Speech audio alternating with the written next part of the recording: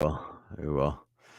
Whoa, there we are though. Now we're in the love stream, man. I like saying love stream instead of live stream. Also, I learned that from my phone because it auto corrected me a couple times. Uh, but yeah, I love it. And here we are yet again, another Sunday slow burn. How are you doing, Daniel? Sunday slow burn. It's so slow.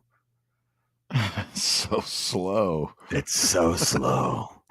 It's beautiful though, it really encapsulates the motion of the ocean, if you will. So for that, I'm truly blessed and honored to be here with you yet again.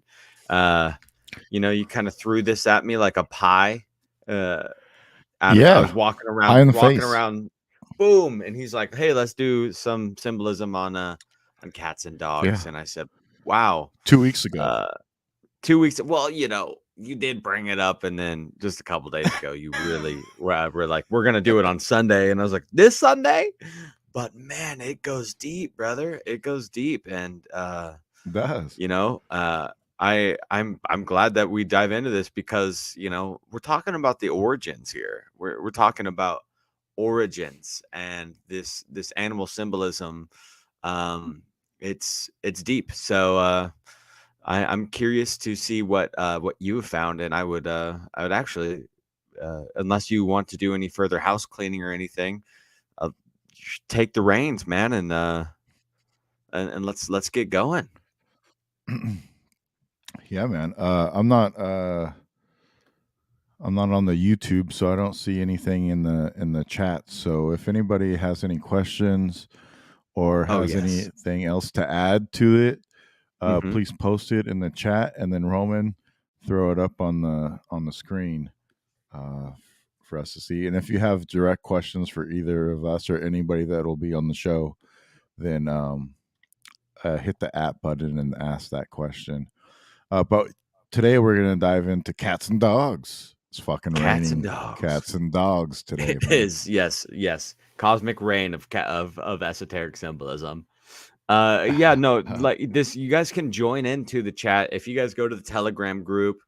Um, you are absolutely allowed to join in on this. So you guys are such lovely people. We want to talk to you. We want to see what you guys have to say on these opinions, and if you have anything to add, you can tell it to us live. So if you feel obligated to do that, and we would love to see you. It's in the Telegram group, and you can go if you're watching this on YouTube, which you are.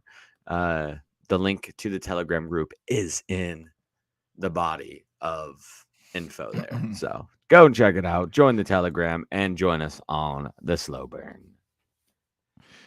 Yeah, man. So I'm gonna just get into like the Wikipedia history of fucking cats, just for a little background, right? Mhm, mhm, mhm, mhm. So it is thought that cats were originally domesticated because they hunted mice that would eat stored grains, but a recent study found that cats domesticated themselves. They were never specifically sought out for domestication like dogs, but their coexistence with humans naturally developed from the mutually beneficial nature of the relationship. With their hunting protecting the food stores, it was a beneficial situation for both species. Cats got reliable source of prey, and humans got effortless pest control. This mutually beneficial arrangement began the relationship between cats and humans, which continues to this day. While the exact history of human interaction with cats is still somewhat vague, a shallow grave site discovered in 1983 in Cyprus, dating to 7,500 BCE during the Neolithic period, contains the skeleton of a human buried ceremonially with stone tools, a lump of iron oxide, and a handful of seashells. In its own tiny grave, 40 centimeters, 18 inches, from the human grave was an 8-month old cat, its body orientated in the same westward direction as the human skeleton. Cats are not native to Cyprus. This is evidence that cats were being tamed just as humankind was establishing the first settlements in the part of the Middle East known as the Fertile Crescent. The lineage of today's cat stems from about 4,500 BC and came from Europe and Southeast Asia. According to a recent study, modern cats stem from two major lines of lineage. So that's a little bit of background. I'm going to go in and read through some other things also later. But do you have any questions or want to get a little just brief history on dogs going? Then we can kind of go back and forth between cats and dogs and kind of compare the two. Yeah, I didn't look up any of the exoteric levels of the reasons that dogs were domesticated. I went straight for the gravy, and but that being said, just spitballing, you know, some of the earliest uses of dogs were always for hunting. Were always, talked about for hunting and used for direction and hounding and all of these things. And I don't have a timestamp on that. My 23,000 years ago. research 23,000. Yeah, but what I found was that the dogs have been at least 30 to 40,000 years, potentially in some areas. I Absolutely. didn't look up what the absolute domesticated was on the exoteric level, but on some esoteric levels, it goes deep. And Humans had I think food there's a and reason. dogs are scavengers, so dogs would just come around the campfire and expect to get fed by the humans, and then that created the relationship between the two. Then they started domesticating them for hunting and stuff, but they were like wolves. They smelled Yeah, the meat burning, and then like, they're like, "Yeah, give me some." yeah. But also I think like it's a lot deeper than that. If that could probably be like the exoteric version of how it could have happened. But the the the deity worship and the worship that got brought to the hierarchical points of considering Osiris to be of dogly nature, and his brother Set, and that dichotomy of the of life and death, and like being on that portal point of what they tied into. And that's what I think we're going to be getting into tonight and here. But also, first off, foremost, Indy, meet Dan. We've done a couple shows together, but you guys have never actually formally met. Cool. Glad to be on the show with you tonight, Dan. Pleasure to formally meet you, man. What up, Indy? Nice to meet you, bro. Cool. My girlfriend loves your name, Dan Unaki Dan. She's like, that's the coolest name. I love that. Sweet. Right Dig on. it. Yeah, I've been doing some research on this stuff, and it seems like we'll probably get into some of this, but the dog seems to be associated with being a guardian of the gates of the underworld and sometimes the heavenly gates, which is fascinating. And interesting. Heaven is up or heaven Cats, is down, Cats kind of have the same type of archetype as kata means underneath or downward, and so like catacombs is like the underground comb, the underground tunnels, and they have an association to witches, which is sometimes satanic or whatnot, but they're often compared to.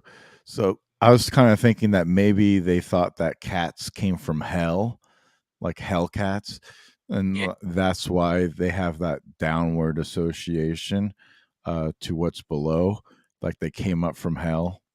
And so, but they're also very enlightened creatures, and they are said to be very spiritual creatures, and they even like if something's wrong with your body, they'll come and lay on it and purr in that area to try to heal you. So they have both like good and bad connotations, catotations. And you guys have probably heard about how they'll appear at the bed of somebody who's going to be dying soon, knowing that they're going to pass. They kind of have that connection to the world, that sacred connection. And that's passing over. And the dog too, the Anubis, is the same thing, right? It takes the spirits over to the underworld. Yeah, and they're also considered to be kind protectors, the dogs. So they kind of go both ways as well. But some people think that we look down upon, like especially in China and Korea, that they look down upon the dog. But actually, they do revere the dog there. We revere some animals that we happen to eat, like the cow, whereas the Hindus don't do it. But the dog is considered to be a protector by the Japanese, and the dog has its own astrological sign in China. I'm actually a water dog in Chinese astrology. Nice. Represents loyalty. Oh, see. Oh, wow. Beautiful. Keep going. And the Christians also associate the dog with loyalty and faithfulness. So dogs are always considered a little bit more loyal than cats. Cats weren't really domesticated, as you mentioned earlier, for a long time. I just watched the movie The Electric World of Louis Wayne. Have you guys seen that one yet? No. Oh yeah, his art is. Oh Dan, you have seen this guy's art? You had to have seen it You somewhere. probably see it. You might not even know. But it's just psychedelic looking cat paintings that he made. He came down with schizophrenia, and the more it progressed, the more psychedelic the cats became. But he kind of had this whole view of the cats. He's like, they're, transdimensional super beings, and they're going to learn to speak our languages soon. They're going to turn blue, and they're going to begin wearing clothing and start to teach us their ways. That's what he believed. He said they had an electrical connection with the universe that we don't understand yet. This person asks, is it true in magic cats are watchers? I haven't heard anything about that, but I have heard that cats are familiars with witches, and that the reason why cats are said to have 9 lives is because the witch could transform into the cat 8 times, and then on the 9th time, she would become the cat. Whoa, that's a cool legend. I never heard about that. I heard about the witches being associated with the familiars, the cats. Apparently, the establishment was trying to wipe out the witches, as we know, and they took out the familiars first. They started to kill off all the cats, and supposedly that's what caused the bubonic plague. The Black Plague resulted from killing all the cats and having that rodent infestation problem with those fleas that carried the bubonic plague. And that's why they were killing off the cats, because they thought the witches had transformed into cats to hide from them. Oh, that makes more sense. Makes sense with that. I dig it. Yeah. Zoroastrianism, a dog's gaze is considered to be purifying and drive off the devas or the demons. It's also believed to have a special connection with the afterlife, which I think cross correlates into every culture. The Shinwad bridge to heaven is said to be guarded by dogs in the Zoroastrian scripture.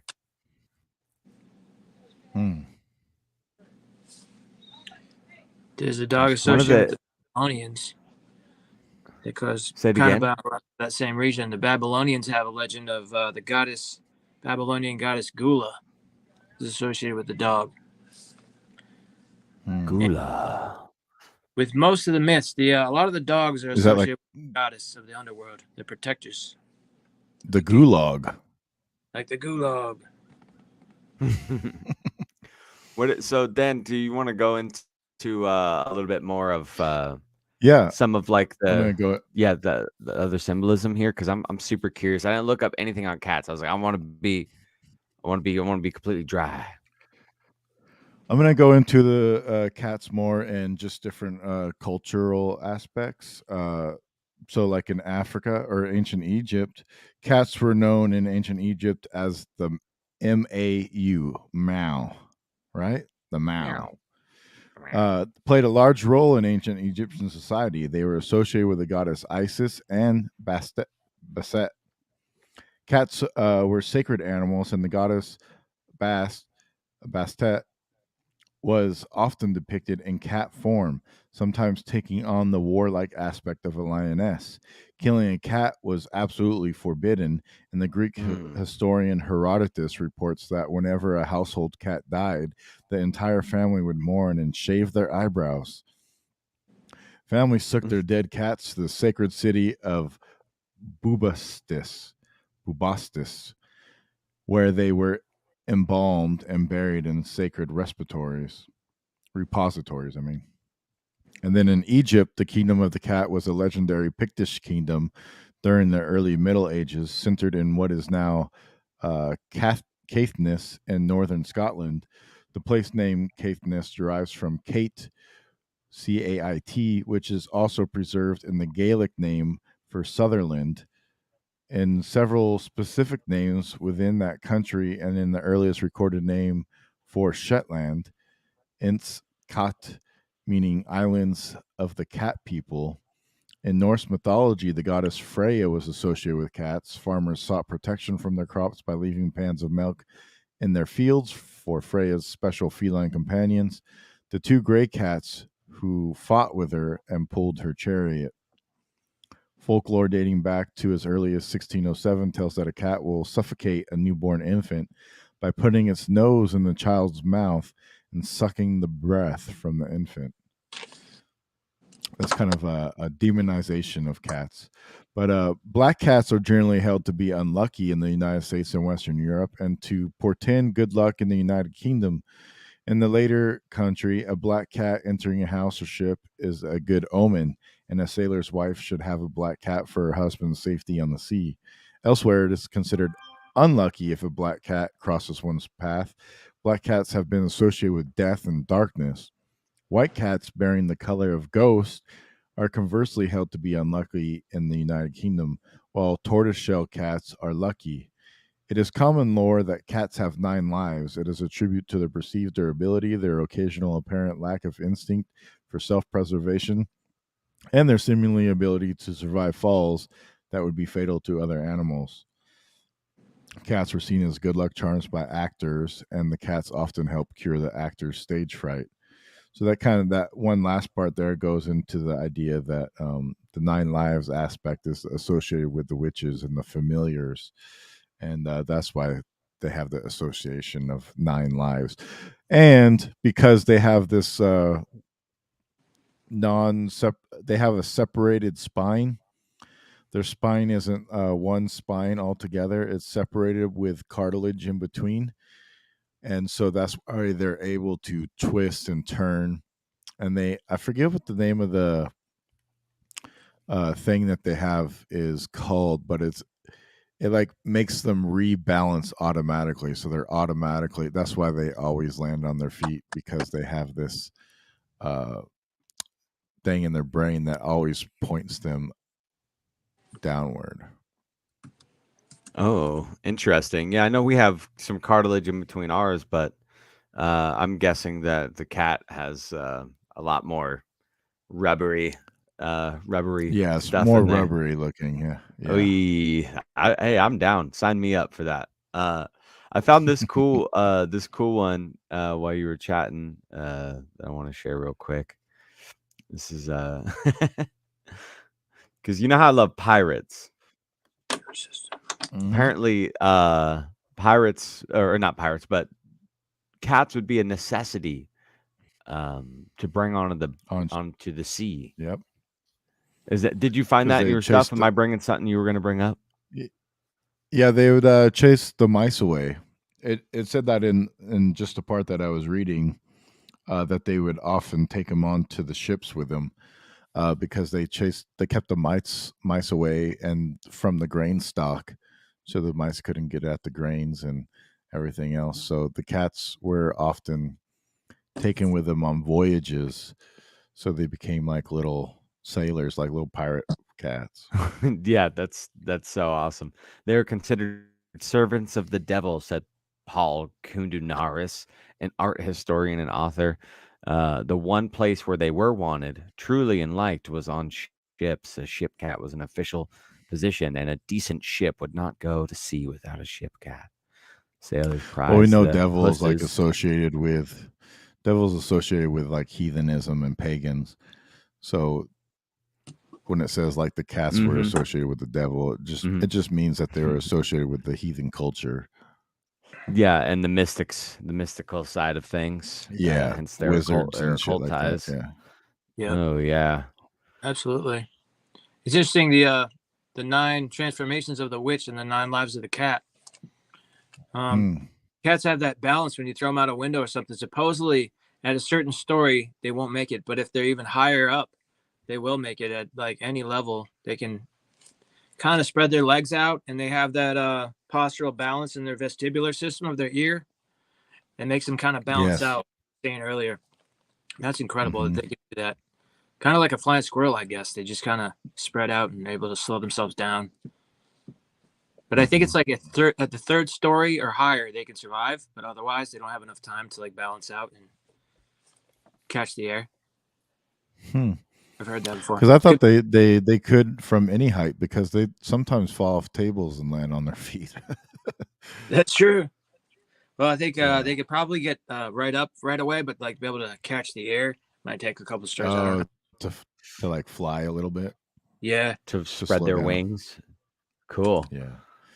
Spread your wings and fly away, 'cause that cat's not a stray. It's Uh, 30 stories. Bastet is the warrior goddess with a cat head. The other one is Sekhmet, who is the warrior goddess, who is the goddess of war and chaos. Uh, but Bastet, I mean, is not associated with warrior. It's associated with fertility, and they often had statues of Bast in like bedrooms and entering certain areas because it was a symbol of fertilization. So you would put them into your bedrooms or wherever you wanted to have more fertility. They also, I think, associated it with crops, the fertility of crops, and not necessarily just humans, but all things that could have fertility or reproduce. The connection, the dichotomy almost of the cat and dog symbolism in ancient Egypt is really, really great. I love it a lot. Hmm. And digging into more of that, this past week, really there's not I'm gonna dig deeper into it. Maybe we'll come back for part two or do it at some other point. But it to me is I started to dig a bit deeper into the Dogon tribe and the Dogon people, and the Sirius star kind of conundrum and Hmm. postulation. It's a three-part system, and the Trinity itself being highly worshipped in Western esotericism, and theology and things. I think it would be really interesting to maybe find some threads that tie together this Trismegistus, this Trinity symbolism, tying it to the Sirius star connection. Because when you look at Osiris, Anubis, and Set, there are how the interchangeable parents in different stories at different times have these different parents. Like, Anubis was in some cases the son of Set, but in other cases he was the son of his brother Osiris. And either way, though Set, they say that his animal symbolism is not something that's known on this earth, right? We're like, is it a cat? Is it a dog? Like, what is Set? But honestly, when you really look at it, to me, I think he kind of looks like a version of a dog. And I think that makes Yes. sense because when his son Anubis is in fact a dog head, but he's not as quite nefarious as Set. I think he resembles more of those um, Osiris qualities, of being that leader and having, people can automatically almost point to like, oh, he's, the ruler of the dead. He's playing that role, but that's quite an honorable role. That's an incredibly prestigious role. Not anybody would ever be gifted that role, and to be that deity, it means a lot. And so I was thinking about the Sirius connection, and I'm thinking on like an astrotheological level of maybe this is a story of the Sirius 3-star system and their 3 gravitational stars. qualities, because it's 3 stars and it's interchangeable. That's great. And then also, when you think about electricity, you have the cathode and the anode and the mercurial solution in between, the hot wire, the ground wire, and the mercurial solution. And embalming fluid, which is what Anubis would use, it actually is a form of a mercury sulfate. So there's that connection too, and obviously the heavy use of cinnabar and mercury in these ancient times in the pyramid building cultures, that having some correlation, that there's whether or not it is a complete homage and a story of the Sirius star system. I think there is something at play, speaking about energetics and that holy trinity, that 1 2 3, that I think is at play here when we look at the at those deities specifically, and a lot of other Yeah. deities too. Yeah. Yeah, the Well, Dogon. Oh, go ahead, Dan. when you get into words and kind of like the etymology of words, you see that some words mean something different backwards than forward, and usually that association has to do with like a positive and negative connotation, or sometimes just a lesser being. So like God, and the opposite of God is dog backwards. It doesn't necessarily mean that it's a evil deity to God. It just means that it's a lesser deity of God. And when you look into like the domestication of animals, it seemingly comes from like the Phoenicians and some of these other uh, people that existed, like the Anunnaki or whatnot, these cedar civilizations, these cedar gods that went around. They were the ones that were kind of domesticating the animals, the dog, the cat, the horse, chickens, cows. And you see a lot of the deity worship in these animals. So it's almost as if because they created these animals through domestication, they also worship them because they became a familiar or a pet or something that worked in symbiosis with the humans. Have you guys heard about the Asiatic wolf connection with dogs? No, sir. no, Yeah, let's go. the dogs were originally domesticated from the Asiatic wolf 20 or 30,000 years ago. But it seems that the horses have been domesticated as far back as 30 or 40, possibly 40,000 years ago, before the dog, which was a shock because we always assumed the dog Wow. was the first Yeah. one. New finds with the Denisovans have found otherwise. But some things they say about the Denisovans, which were found in the Denisova cave fairly recently, is that they sometimes have a wolf face or a dog. Have you guys ever heard of the dog-headed people myth? Yeah, from Egypt. That's a weird one. Now they have dog-headed people myth in America just from like 200 years ago, and there's stuff written on people's graves. The dog-headed pack killed this person, and Yeah, they're dogmen. they're like a legend of like the paranormal kind of cryptid kind of creatures in America. Yeah, when we talked about when Roman did the show on werewolves with Juan, there's a connection between the Tuatha De Danann and the tribe of Dan, the Danites, and to the what's it called? What's the lower realm in Egypt called? The Duat. So the Duat is connected to the underworld, which would be like Anubis.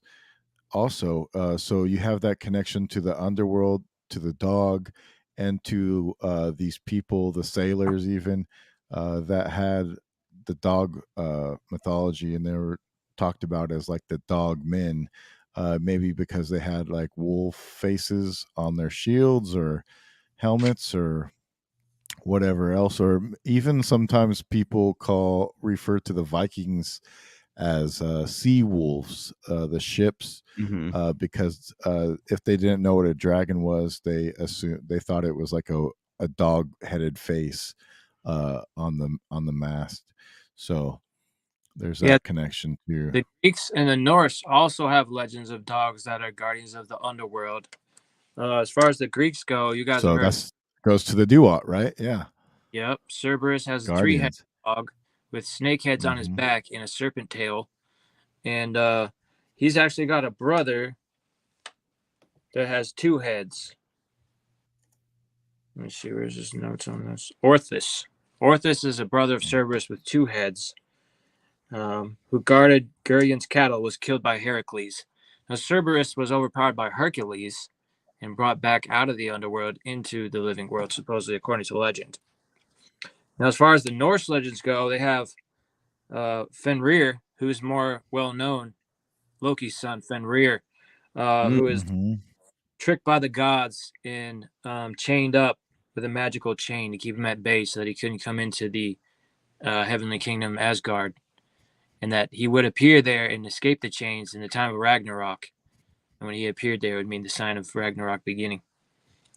But there's also another dog legend in Norse, Garmr, or also known as Garm, associated with Hel, the goddess Hel, who's the protector of the underworld. And yeah, Garmr is said to be a protector of the gates of the underworld. Also, Odin had two dogs or wolves, but I mean, still canine, right? Guri and Freki. Okay, yep. Need to know that. 2 ravens, 2 wolves. Hoonin and Moonin.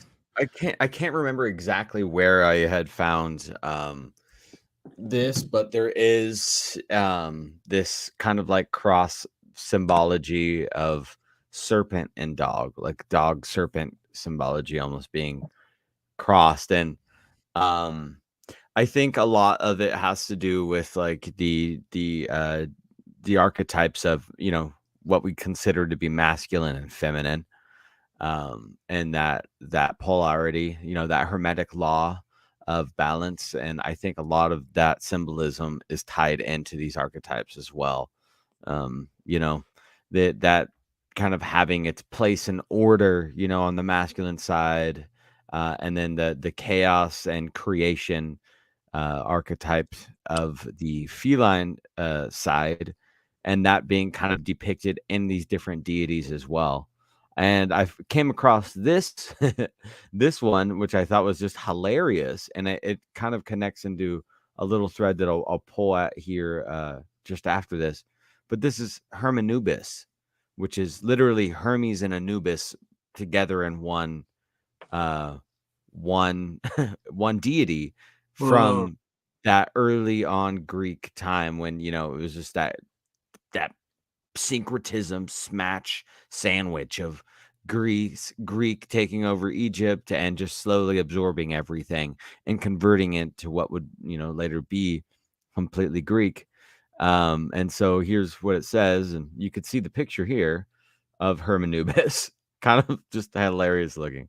But Hermes and Anubis, similar responsibilities. They were both conductors of souls, led to the god Hermanubis. He was popular during the Roman domination over Egypt, having a human body and a jackal head. With the sacred caduceus that belonged to Greek god Hermes, he represented the Egyptian priesthood. He engaged in the investigation of truth. The divine name is known from a handful of epigraphic and literary sources, mostly of the Roman period. Plutarch cites the name as a destination of Anubis in his underworldly aspect, otherwise known as Lycopolis, while Porphyry refers to Hermanubis, the composite half-Greek. Although it was not common in traditional Greek religion to combine the names of two gods in this manner, the double determination of Hermanubis has some formal parallels in the earlier period. The most obvious is the god Hermaphroditus, attested from the 4th century BC onwards, but his name implies the paradoxical union of the two different gods, Hermes and Aphrodite, rather than assimilation in the manner of Hermanubis. The god appears in the November panel of the Mosaic calendar from Susi, Tunisia. 9. Um, Oh, so that was here's a really old one here. That one's cool. Those look like two cats. Yeah, it does. Looks like 2 cats with a dog. Right? Yeah. And I Yeah, would like to see totally. a bigger one of that. So, but what's funny is, like we often associate Hermes with Thoth, and so I'm wondering uh, when Thoth was thus associated with Hermes, because at this point they very clearly made this Hermes Anubis connection, and this is an early on domination of Egypt, relatively speaking. And so I'm wondering if that, or when the Thoth connection came in, because Thoth and Hermes are pretty cross compatible. I've never made an association between Hermes and Anubis until seeing that. So, what's your guys' opinion on when maybe Thoth came to the picture as being Hermes? I make the connection between Anubis and Anu from Sumer, having been possibly the Mm, same god, because Anubis comes from the old country, from the first dynasty, some of the beginning times of Egypt, and also Anu was like the creator of the Anunnaki. And so Hermes' connection with Anubis could be that it would be in the archetype of his son Enki. And there was times when they went back and forth where Anubis was associated with the Enkyites or the Enlilites. He was kind of divided by his two half sons.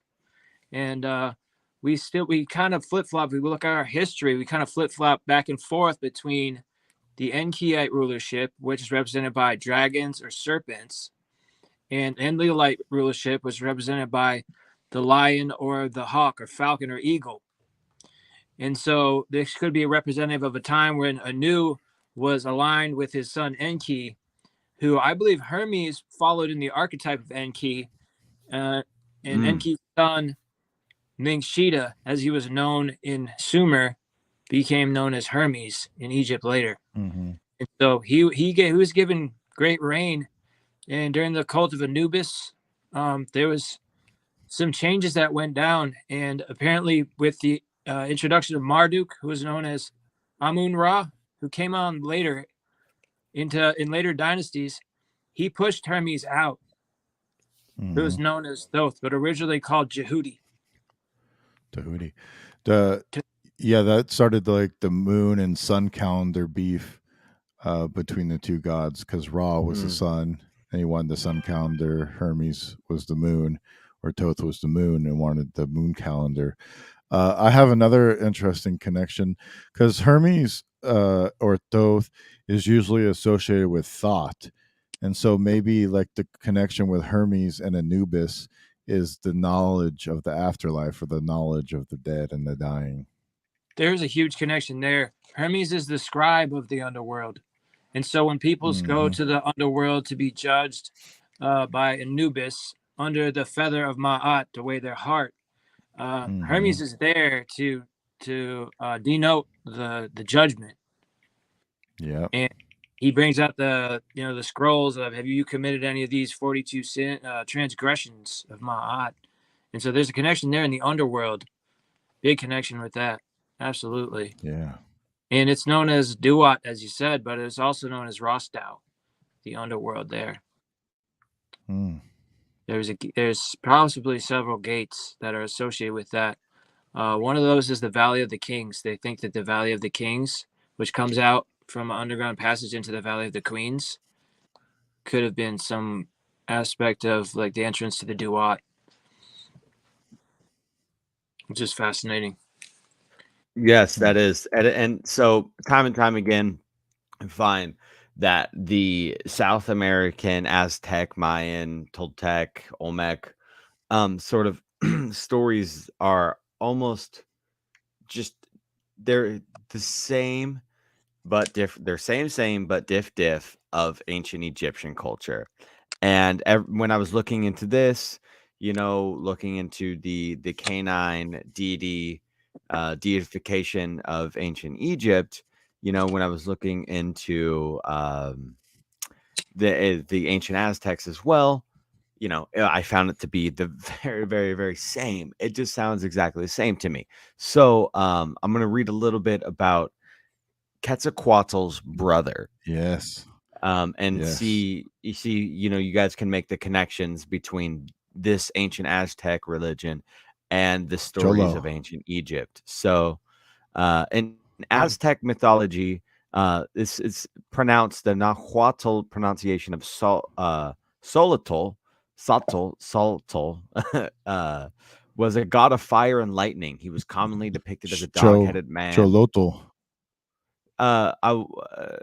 Okay, Choloto. But Yeah. my friend who is actually studied in the Aztec, and she's here visiting from Mexico. Okay, gringo boy. All right, she told me it was Soloto. So It's Yeah. well, the Cholotl connects to, like, you ever heard of like a Mexican cholo? It yeah, has the connection to that dog and the dead, and the kind of like macabre like cults of like the underworld and stuff like that, and that's where the idea of the cholo comes from. So I know it as choloto. Choloto. All right, cool. Yeah. Choloto, Soloto. Here, let's see what they say. All right, go ahead, Andy. Sorry, brother. I've heard of it being called chelado. Yeah, Mm-hmm. gelato. On Yeah, because Uh, but the X seems to make the ch sound. for Yeah, I think sure. it's sound because I've visited Mexico and visited some place that starts with an X, pronounced like a CH. There might be different dialects Mhm. that pronounce it with a SH, but it's probably a CH. Chelotl. Yeah. Yep. So can't disagree with either of you boys. Absolutely. I was just saying that my friend Paulina is visiting from Mexico right now. She's on the farm, but she's not in the room, unfortunately. But when we were looking this up, because she, having grown up in Mexico, she was saying that she actually has some really, really, really great history on the ancient Aztecs too, and she's been teaching me some good stuff.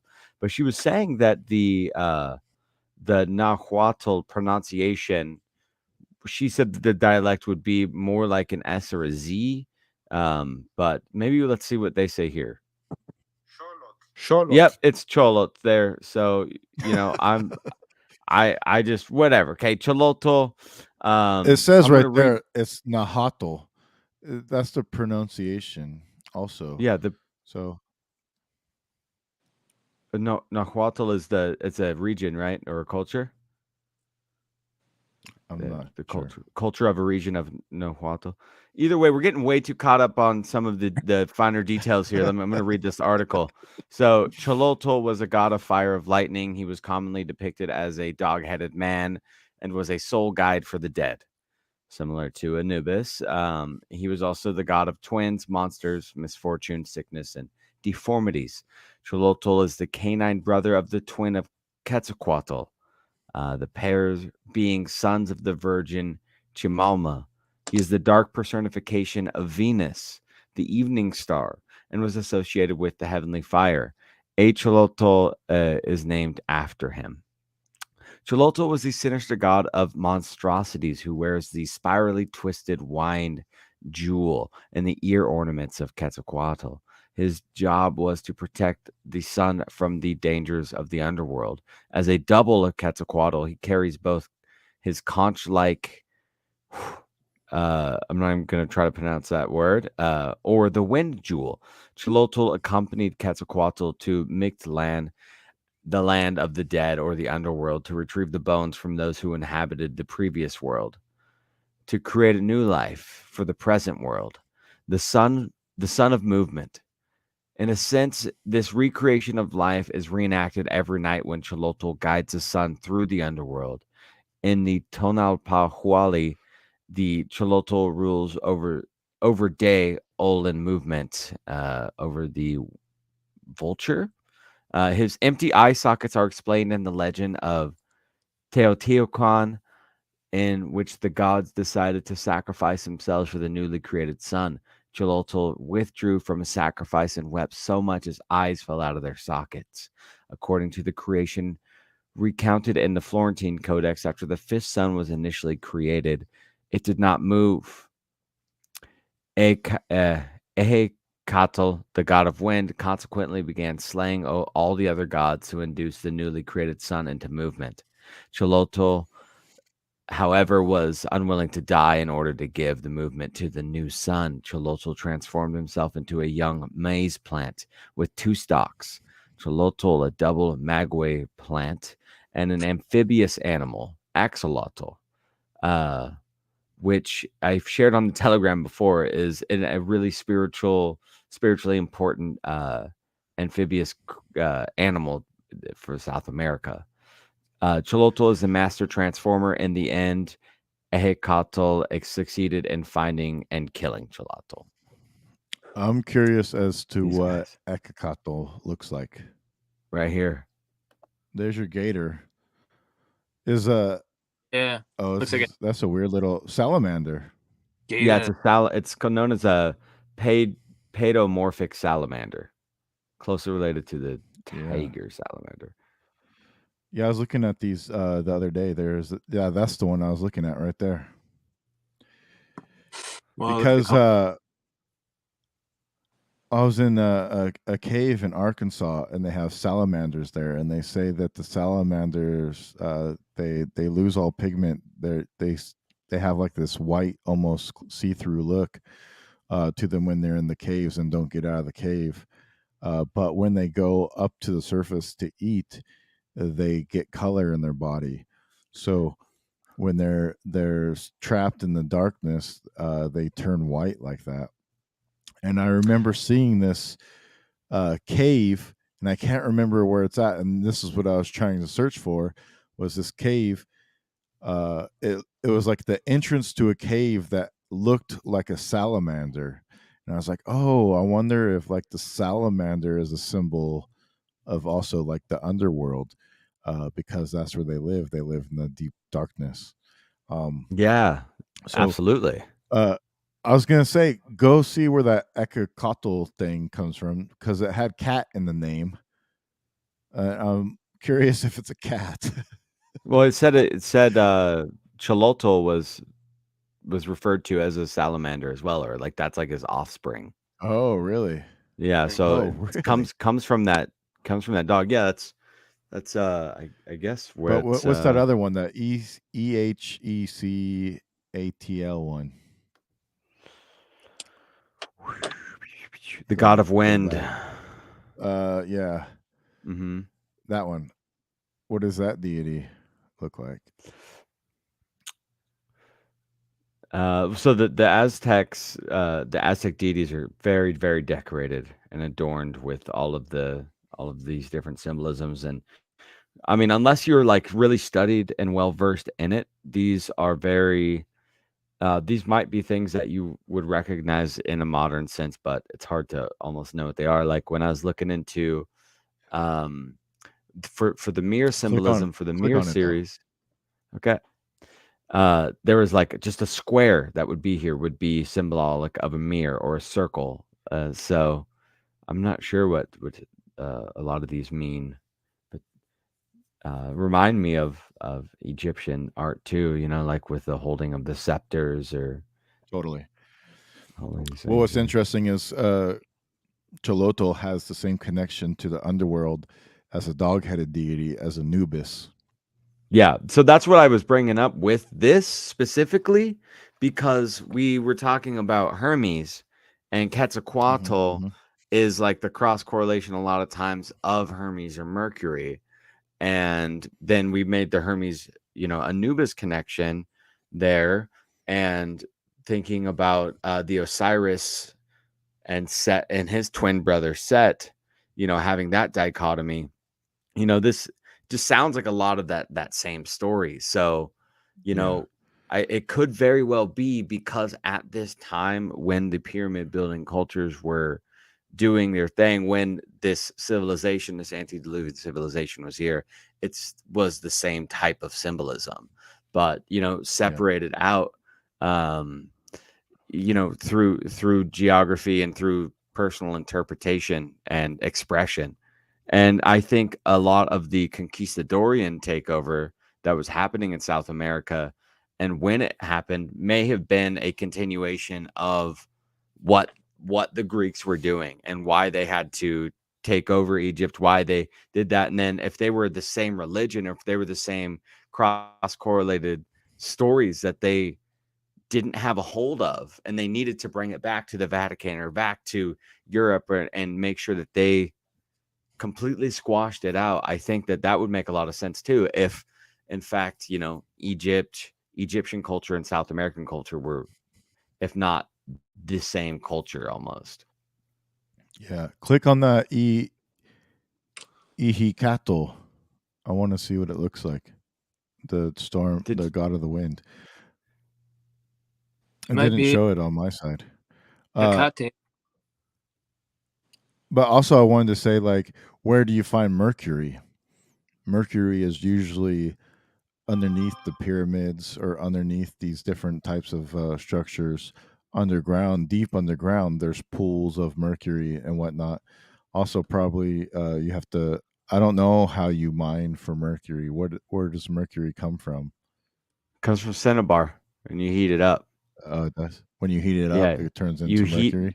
If you like heat up mercury to a certain degree, or heat up cinnabar to a certain degree, it sweats out the liquid mercury. So it's from a red stone. Cinnabar is red, and then you burn it, and the liquid, pure silver mercury comes out of cinnabar. It's pretty crazy. But can you see this? Yeah. This is the goddess here. It's a goddess. This is the deity here. Yeah. I'm not sure. I didn't look too much into this one. But Aztec religion and theologies, dude, is super cool. Here's another one. What does it say about that god? Let's see. Ehicatl is a pre-Columbian deity associated with the wind who features in Aztec mythology and the mythologies of other cultures from central Mexico of Mesoamerica. He is most usually interpreted as the aspect of the feathered serpent deity Quetzalcoatl in Aztec and Mountain culture, as a god of wind and therefore known as Ehicatl Quetzalcoatl. Ehicatl also figures prominently as one of the creator gods and culture heroes in the mythical creation accounts documented of pre-Columbian central Mexican cultures. Since the wind blows in all directions, Ehicatl was associated with the cardinal directions. His temple was built as a cylinder in order to reduce the air resistance, and was sometimes portrayed with two protruding masks, which through the wind blew. Symbol as a pillar and two masts. So the two pillars.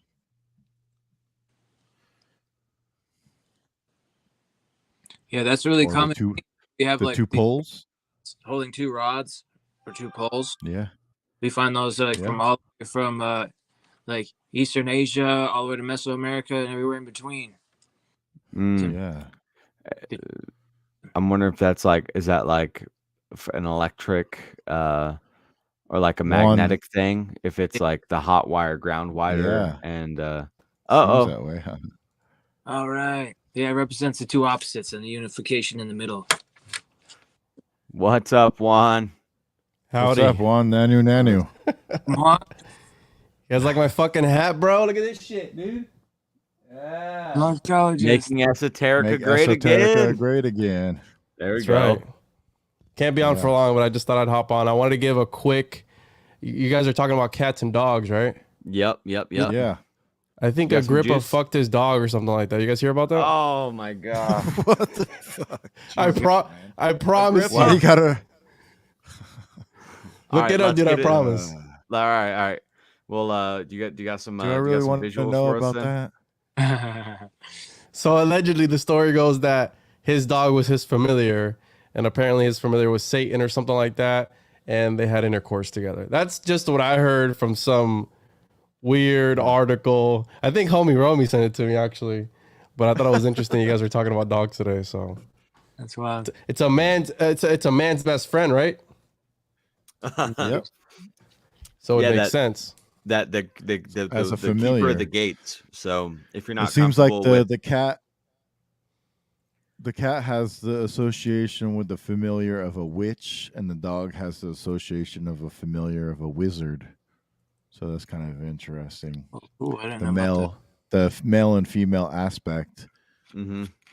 Mm-hmm. Yeah, it's the polar opposite. It's the Baphomet. It's the duality. Mhm. It's the polar opposites. There's a reason why the Egyptians worship the cat. I mean, we did a whole thing on that, right, with the Sphinx and everything.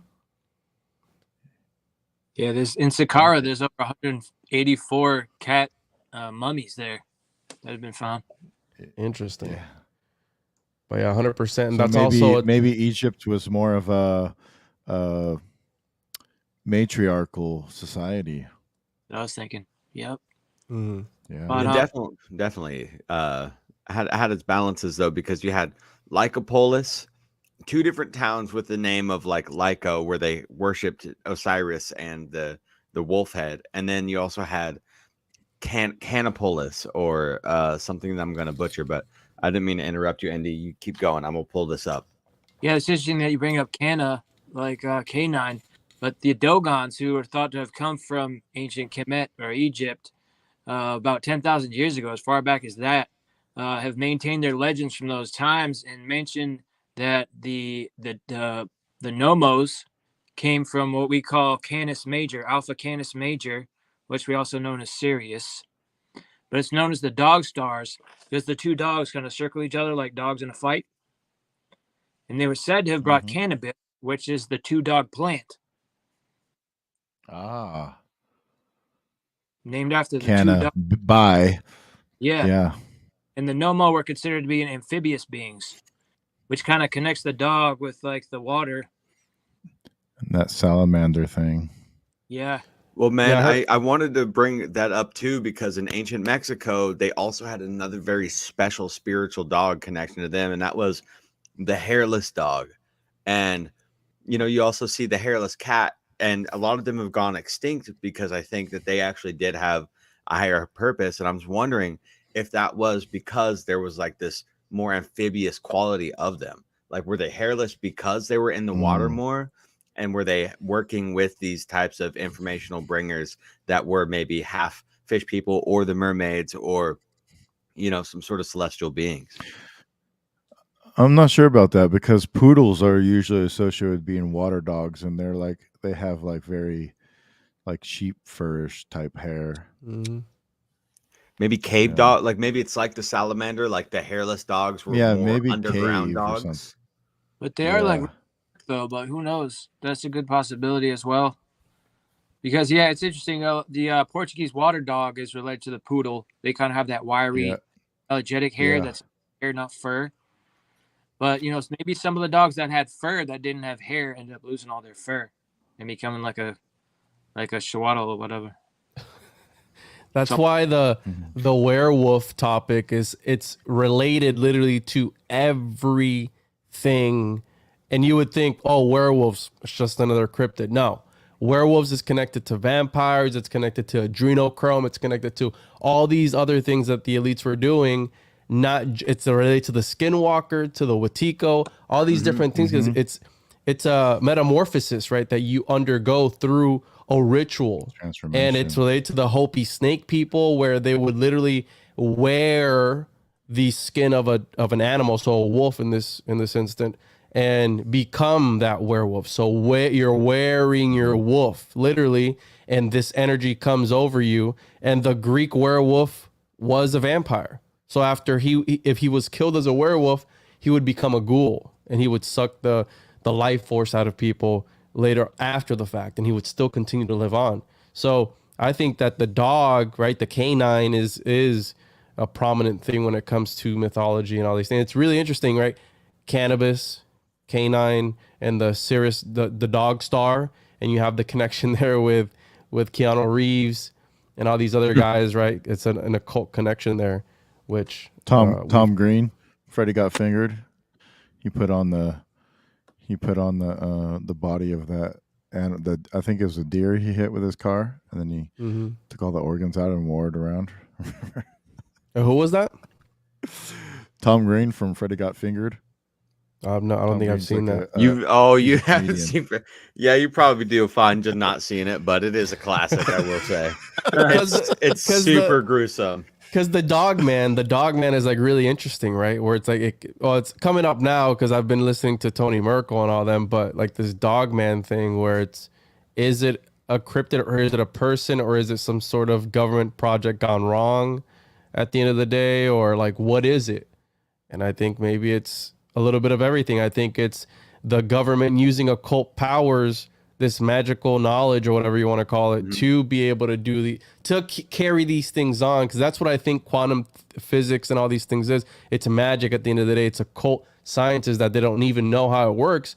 It just happens to work. When we align these stones in a certain pattern at a certain day of the year, things happen. And we're going to try and use it to our benefit as much as we can, because that's what it's all about at the end of the day, you know? Even if it's just altered state of consciousness, if it's something that just rings and harmonizes at such a frequency, and you're at that specific geographical location, and you're able to have that transcendental experience and be able to pop over to another place, another time, another dimension, that alone is worth it to keep the secrets high up. Because if no one else knows about that specific time, place, frequency, then you have the power. You have the ultimate occult power. But that is what we see with these ancient ancestors of ours and these beautiful megalithic celestial alignments, you know, is that they would use them at a time and a place. The earth would be emitting a certain frequency, electromagnetic radiation frequency. And yeah, I think there's definitely a lot to chew on there. So I was looking for Canopolis, right? Like I came across all these different dog names for these old ancient cities in Egypt, but I couldn't find it on the fly. But the closest thing I was able to find was Canopolis, North Carolina. And if there's anything that we know about, our beautiful, amazing, conquistadorian-esque founders of this country, is that they would name towns and cities in this part of the country after old Egyptian names, right? Memphis being one of the biggest ones. But Canopolis was in fact an ancient Egyptian city, and they named this historic gem of a town in North Carolina after one of those as Canopolis, where dog pole. The dog pole. And so that's kind of what. So when Indy was talking earlier about the nomad people, or the Dogon tribe, and the Dogons worshiping the Sirius, the Canis Major constellation, if these deities and if some of this occult information is just alluding to dog symbolism, and dog being God being a source being the Sirius star constellation, and that like those types of powers, then you have the complete polar opposite of the Polaris star, which is the North Star, and the Sirius star, which is the South Star. You have the polarity there, those two poles, those pillars that the deities are holding, potentially, maybe. That was a fun thread to come across in this, Yeah, we just talked about that too, how the one god was holding the pole with two faces. So there's your two poles right there. So your dog pole is Canopolis. And can I share this real quick? Absolutely. Because I don't want to drop some crazy ass statement that I did at the beginning and not back it up. So this is the whole thing about Agrippa having sexual relations with his dog. And it's based on Faustus, The Life and Times of a Renaissance Magician, Stroud, 2009, Leo Rookby. And he goes on to say, having mentioned that the book ascribed to Agrippa in the interest of truth, I will no longer allow a statement that I have read in several different writers to be wrapped in silence. The truth must be spoken. Truly esoteric. That the devil in the form of a dog had been a companion to Agrippa right until his last breath, and that he had then vanished somehow or other. It never ceases to amaze me that men of such repute sometimes speak, think, and write so foolishly on the basis of an idle rumor that had circulated. The dog was black, of moderate stature, and named Monsieur in French means master. And if anyone knew him well, I did cease. I often walked him on a rope leash when I was studying under Agrippa. He was truly a normal male dog. So he goes on here saying that Agrippa loved his dog very much and had often kissed him and even had him sleep under his bed cover after he had banished his wife. So Agrippa hardly ever left his study, but he was informed about what happened throughout Europe. People said news was fed to him by the devilish dog. In truth, we are asserted Agrippa conducted a lively correspondence with intellectuals everywhere. Although we are mentioned that the story about Monsieur was based on a idle rumor, he did not take such seriously. He also refrained from extrapolating whether there were rumors about a sexual relationship between Agrippa and his dog, which may very well have been the case, as trafficking with demons meant having sex with them. So this is really crazy, right? Because this is arguably one of the greatest occultists of all time that has contributed to the occult scene, probably more than anybody ever, right? Agrippa, he's up there. He's on the top 3, definitely, or top 5 at least. And here he is, where there are the whole thing with the witches and the Sabbath, where they would go into the woods to, right, have sex with demons and stuff like that, and do pacts and all this stuff. And it compares the witch's familiar here, company spirit in the form of an animal. But yeah, and then also he brings up Faustus, who had a devil dog called Mephistopheles. And either Faustus' dog had attached itself to Agrippa at some point, or what is more likely, the story about Agrippa's dog was written in the Faust tradition. So very, very interesting. Yeah. Since Agrippa did not have a horse. So you can see where that's... The next best thing. Yeah, the next best thing is, I don't know, dude. But I just wanted to throw that in there. It's really interesting. If you guys want to check it out, it's called A Man and His Dog, William de Blacourt, I believe. So nice. Interesting. Yeah, Agrippa being one of the master magicians of Western esotericism. I mean, you know, if he's really trying to go full speed and use all the excrements he can in his alchemical creations, you know, the dog probably. It's like it makes you think of the gator, right? Because we always talk about the gator, and why is it always in the alchemical paintings? It's like, why is it always hanging from the ceiling? What does it signify? Obviously, it's got a symbolic meaning, but was the OG Florida man a gator fucker too? I mean, what's it? You know what I mean? You're already making a pact with the devil. What's it to take it a little bit further along? You know what I mean? It means nothing to them. You know what I mean? This is just another day in the alchemical lab. Oh man.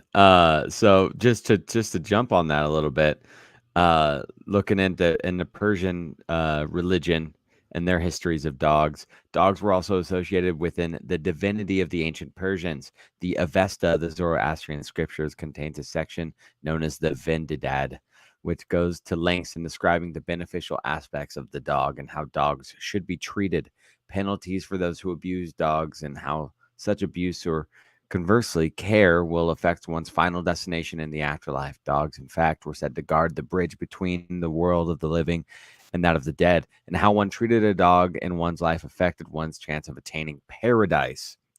So if Agrippa was just paying homage to some older cultural religions, then maybe, just maybe, he was trying to please the dog so he could have the best reincarnated passing. Or that's an excuse. Or maybe, yeah, he's like, it's part of my culture. Homage to the Zoroastrians. It's part of my religion. What are you doing, bro? Just part of my religion, dude. You know what I mean? Yeah, don't down Can you guys hear me? Yes. Yes.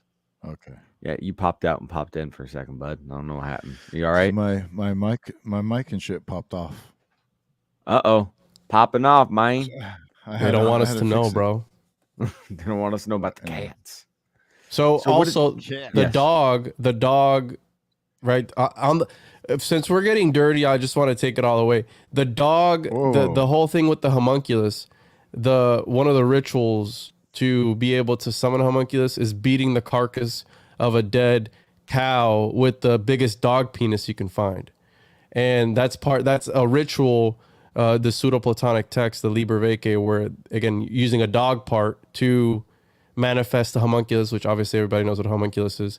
It's a little magical man that gives you magical powers. So here we have the dog again linked to, because it could have been anything else. It could have been a donkey dick, a horse dick. No, it's the biggest dog dick that you can find, and use that in that ritual to bring forth the next moon child or whatever it is, which we know all of these occultists were behind, especially the alchemists, and even the one that everybody loves to hate, Crowley, was also talking about homunculus and moon children and all this stuff. Jack Parsons as well, L. Ron Hubbard, all these guys, the greatest guys. I think that the gold was a byproduct in alchemy, and that the true pursuit was the creation of life, how Prometheus gave life to man. And that's why I think all these occult circles worship Prometheus. He's the light bringer, and he's Lucifer. He's the light bearer. He's the one that gave man that fire, the forbidden knowledge, and taught them all these crazy things. But again, we have the dog there connected with the homunculus, which is also a very the red rocket. There you go.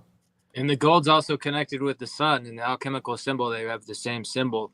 And the sun representing enlightenment, illumination, in association with gold as well in the alchemical process.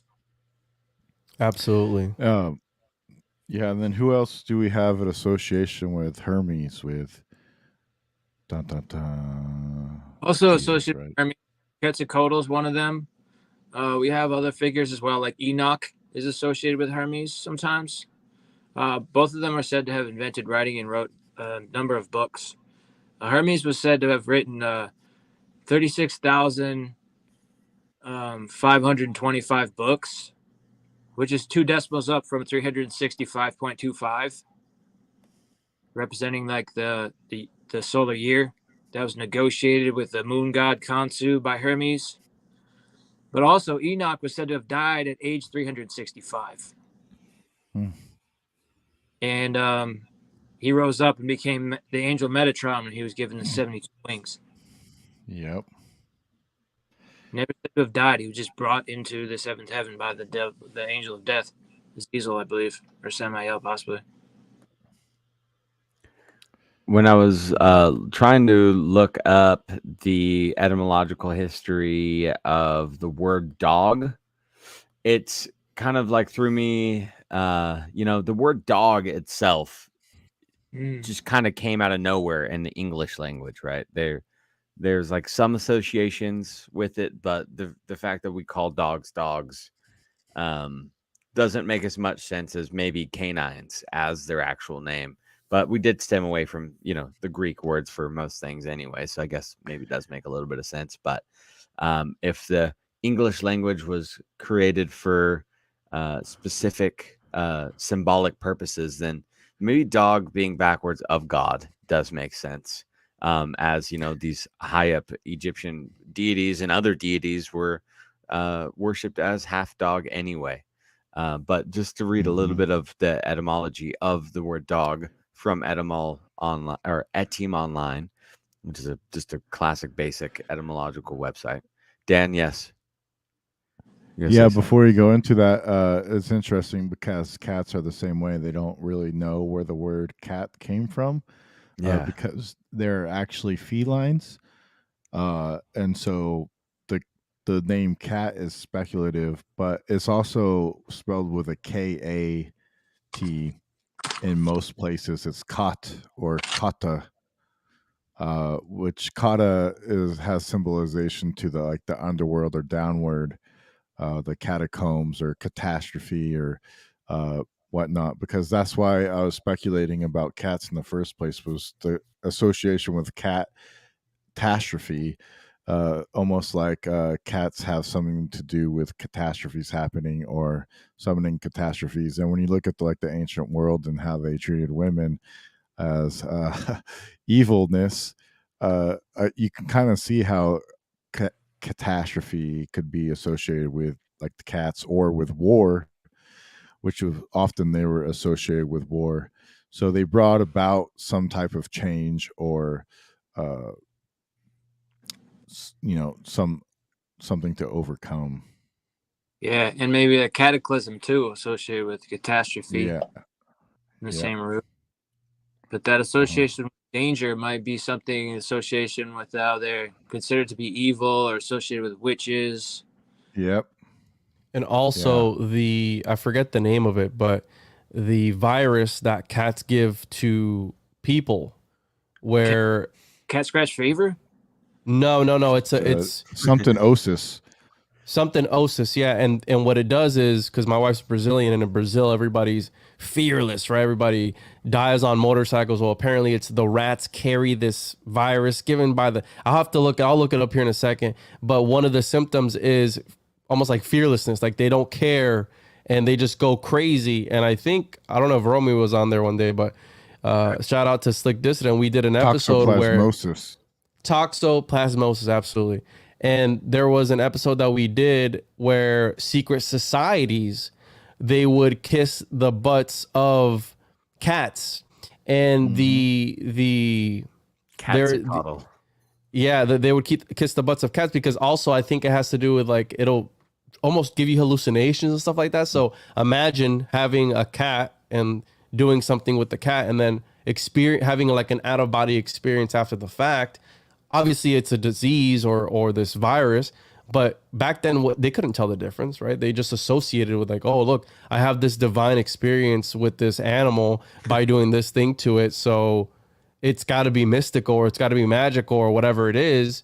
So here we have, again, the cat being linked to having otherworldly powers, quite literally giving people these heightened states of consciousness where they otherwise wouldn't act a certain way, but they do after interacting with this cat. So that would only feed either the fear or the intrigue or the interest to work with these animals. You know what I mean? Like it's part of the whole thing. But yeah, toxoplasmosis, I believe one of the symptoms is not fearing death or something like that. I'm gonna look it up. Nice.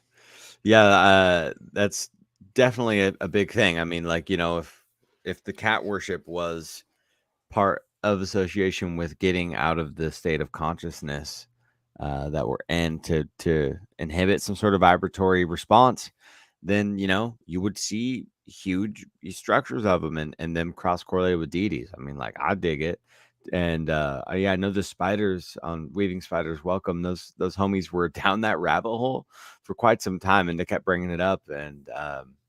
And I think it does play a big part because, yeah, we got mushrooms, we got all these other types of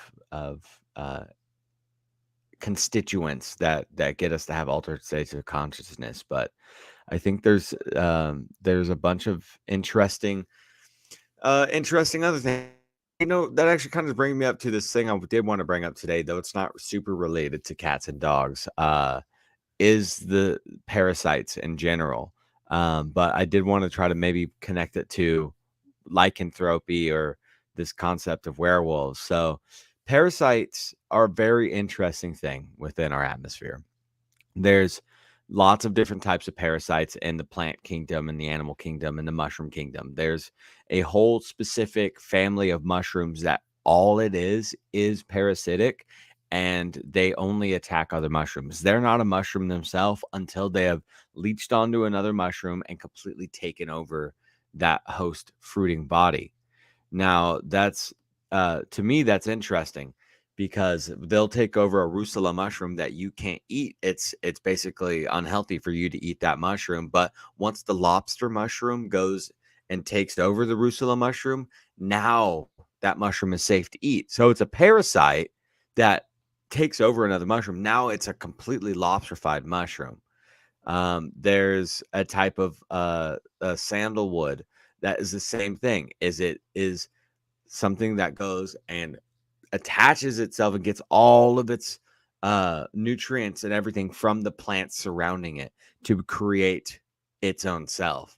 Now thinking about that and like, you know, and in an ancient sense of like, okay, altered states of consciousness are almost like a parasitic situation on the wavelength level, on the consciousness level, on a spiritual level. You know, when you allow energy to come into your energy, it's almost parasitic in that sense. And then until it's not even you, until you're completely entrapped through the parasitic energies. And so what if you know, when you work in correlation with the full moon or the nighttime cycles and things, and you enact parasites to come into you so you can transform into the full shape of that archetype or something. Bruh. Is that a bit of a stretch or what? No, I think you, because it's not going to be painted so black and white for some people, right?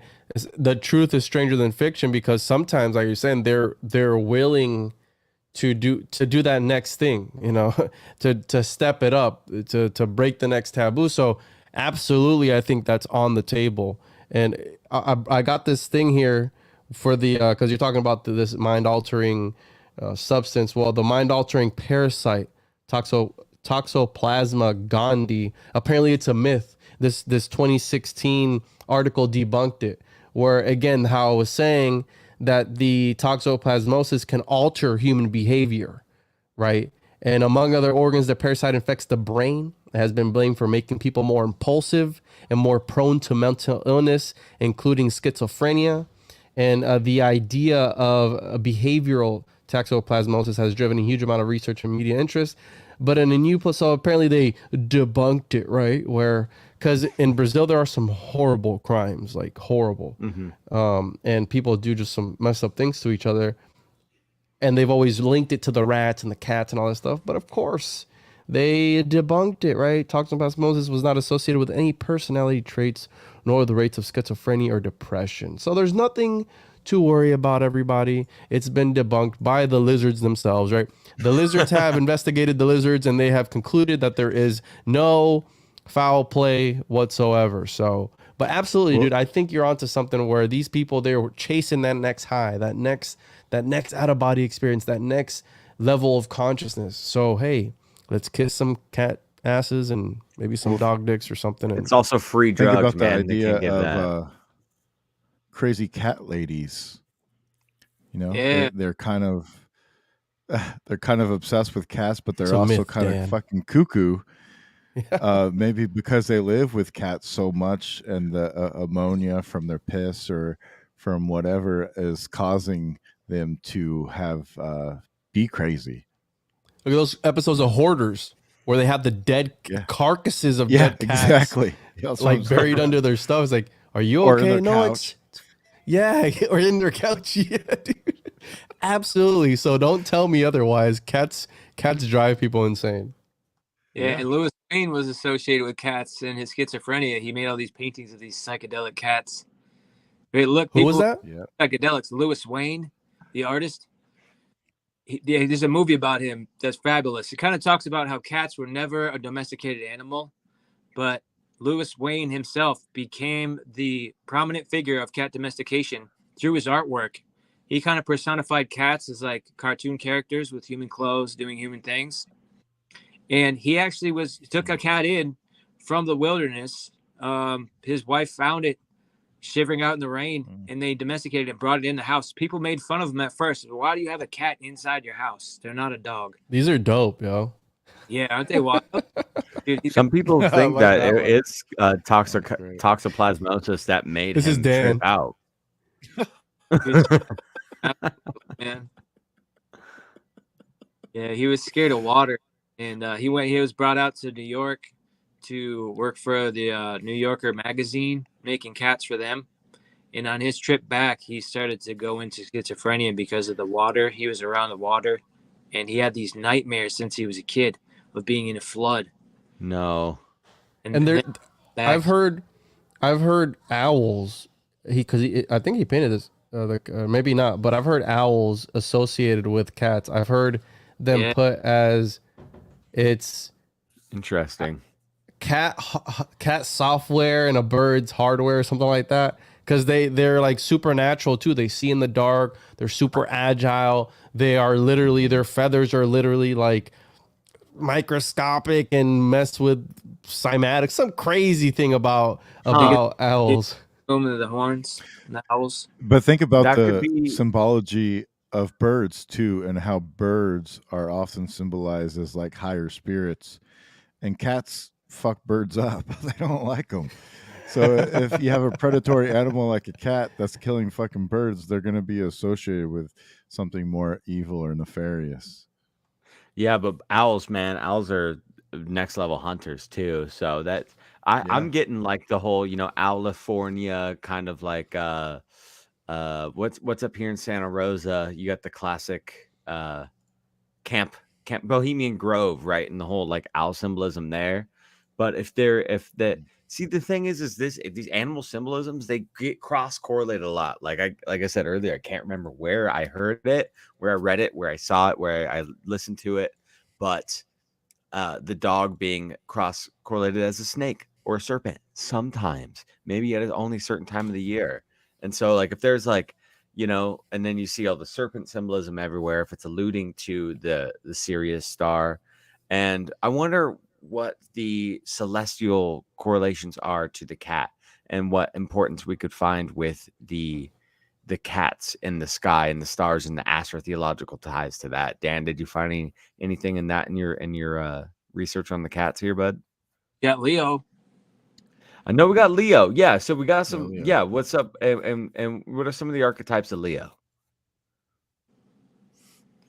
Archetypes of Leo. I'm actually on the cusp of Leo. Leos are said to be very bright-hearted people, kind of can tend towards idiosyncrasies of arrogance sometimes, but they tend to be like, they love the limelight. They love attention, which cats don't typically seem to do as much as a dog. But in the Leo astrology associations for the archetype, Leos are said to be people that are very kind of courageous and being recognized for greatness. They don't hide things. They'll kind of come right. Maybe I know that in the some of the Chinese mythos I was looking up, that they would even connect the dogs to the cats, or like it would be like a dog one time, like a wolf, Cat but the dog. wolf would then be a lion. Like the lion and the wolf were like almost the same. I'll see if I can pull it up in my tabs here. I did have some of that. So Moloch at the Bohemian Grove used to come from Auroch, and which was the bull, and it kind of transformed from the bull to the owl. But I get away from cats and dogs with all that. Yeah, that was funny what Hank Durb said. One of my homies had a chihuahua that humped his cat and he let it. I was like, bro, stop him. Don't just watch. So that is yeah. I didn't look up Leo as a constellation or whatnot, but I did look up the myths of the lynx. Ooh. And there's a constellation of the lynx, and it's called Hevelius boast. The eyes of the lynx. Hevelius named the constellation between Gemini and Auriga and Ursa Major Lynx, mainly because it is so dark that one like Hevelius needs the superb eyesight of the nocturnal European lynx to see objects in it. Hevelius was proud of his eyesight, often challenging his contemporaries who used telescopes to better his bare eye observations and measurements, but he also relished the challenge to unveil the secrets that lynx darkness hid. Like a lynx, he stealthily scrutinized the darkness of the lynx foreshadowed treasures. To Hevelius, the lynx had three delightful qualities: it seeks, it sees, and it cannot be seen. Lynx darkness represented his own renowned eyesight in the thrill of hunting for stalking and descrying new wonders in space or nature. The hunt is symbolic of the quintessential scientist's quest. Devil in the dark, but where did the cat get its name? Linesius of Greece was said to have the ability to see in the dark of night and underground and through trees, walls, and earth. He used his ability to help his brother, Idas, and himself through many adventures, including the Caledonian boar hunt and the Argonaut quest for the Golden Fleece. His last act was to use the sight to save the life of his brother who was about to be ambushed. The story of the ambush, told elsewhere, is one of the myths associated with Lynx. Hevelius likely capitalized on Lynx's position beside and contrast with Gemini in association with Lynx and the battle and death of the Apherides. Lynceus and Idas and Dioscorui Scouroi, I don't know, Castor and Pollux over the Leucippus. For millennia, people ascribed to the cat Lynx the ability to also see in the dark and through walls. This led to the wildcat being named after Lynceus and to a symbolic superstition that linked the lynx to the devil in medieval times. The lynx used the dark to hide itself like lynx, while at the same time use its sight like Theus and Hevelius to see features hidden in the dark because of this triangle of constellations. Hevelius named the constellation well. Basically, this constellation you can't really see in the dark too well, so it kind of hides in the darkness, kind of like a cat hiding in the bushes or in the trees and ambushing you. It's kind of like that same idea with the lynx and the constellation.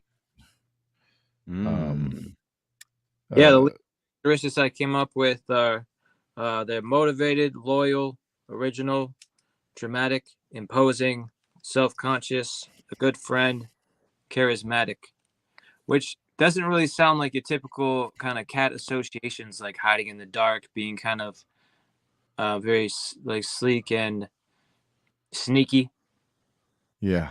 like the Lynx's star. And So dick-headed. just sometimes is cats associated with the sun and cats associated with the dark. I know I have an orange cat, which was like a Viking cat that came from the Vikings, and they're more Tabby. cats from my experience, and the black cat's gonna be more of a night cat. Yeah. So Yeah, I that's it. think cats are also nocturnal. They have they're said to have more activity in the dark hours than in the light hours. Absolutely. Like if anybody that has cats know they like to fight and fuck around at like 1 o'clock in the morning, At knock Olympic, shit over and get into shit. It's because they have like this nocturnal urge to like play and stuff like that at that time. absolutely. Kind of like the witching hour. They say the witching hour is at like 3 o'clock in the morning, right? And so cats are kind of like that nocturnal fucker. Jenny says that you're mischief a cat whisperer, Ben. What do you have some? Yeah, there's usually cats all over me all the dang time. Like they must Mach is coming over, but the other two haven't appeared yet.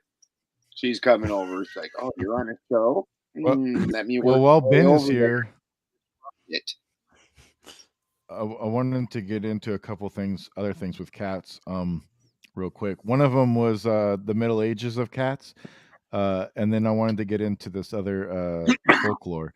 But during the Middle Ages, many of Artemis's associations with cats were grafted onto the Virgin Mary. Cats are often shown in icons of Annunciation and of the Holy Family. And according to Italian folklore, on the same night that Mary gave birth to Jesus, a cat in Bethlehem gave birth to a kitten. Vikings used cats as rat catchers and companions. An old Irish poem about an author, a monk, and his cat, Penguar Bon, was found in a 9th century manuscript. Penguar Bon, while Penguar is the cat's name, Penguar meaning a fuller, in 8 verses of 4 lines each, the author compares the cat's happy hunting with his own scholarly pursuits. A medieval king of Wales, Hywel Dda, passed legislation making it illegal to kill or harm a cat. But there was another story of the cat, and and Mary, and something about tabbies.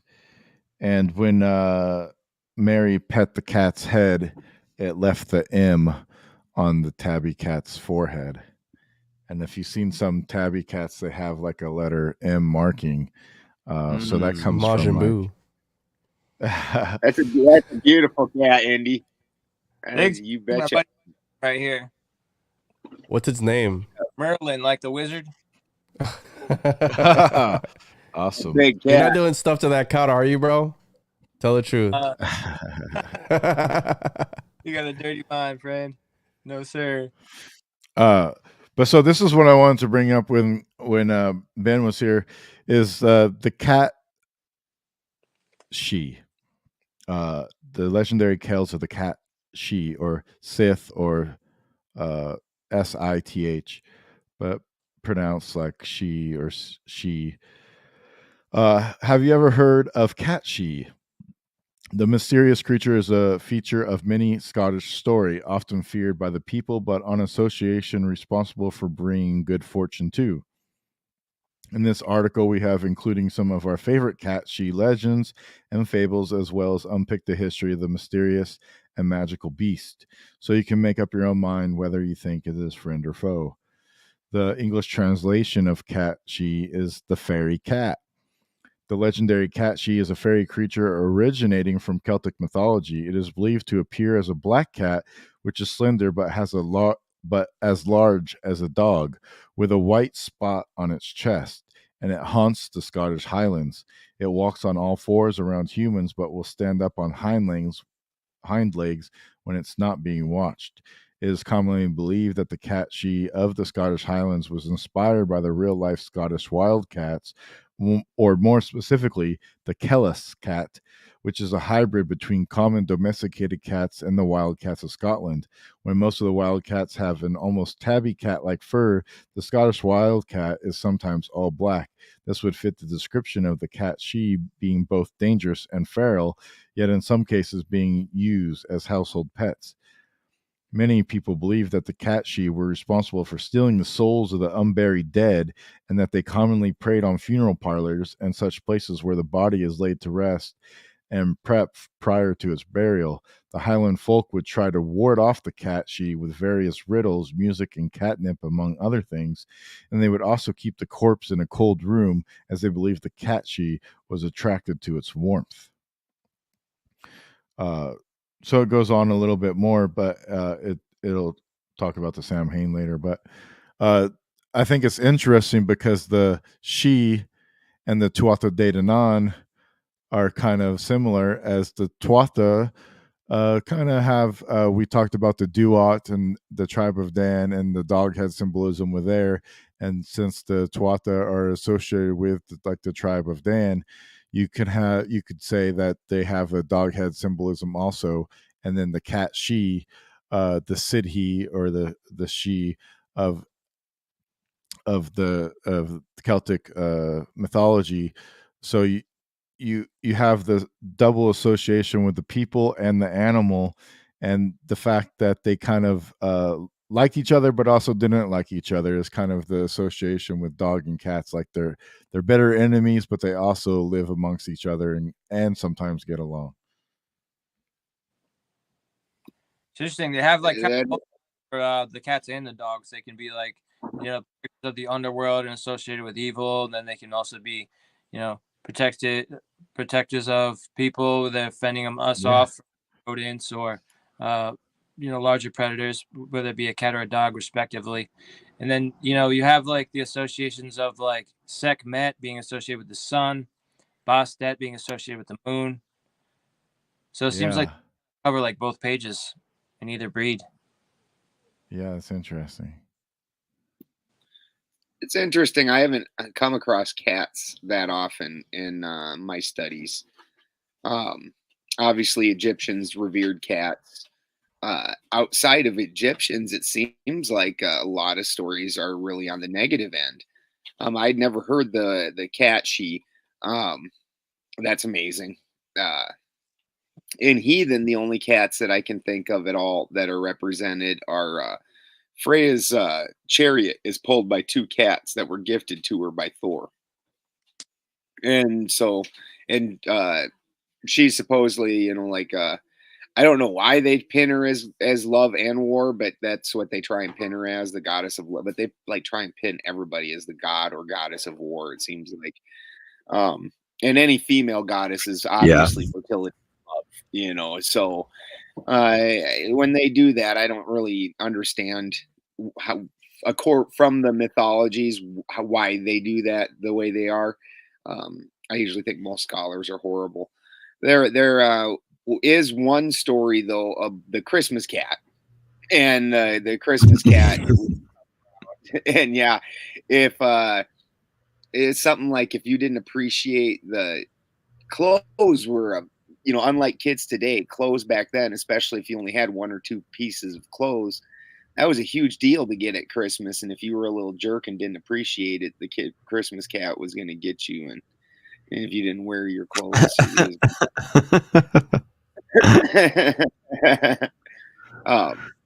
the dog, obviously, you see a lot of.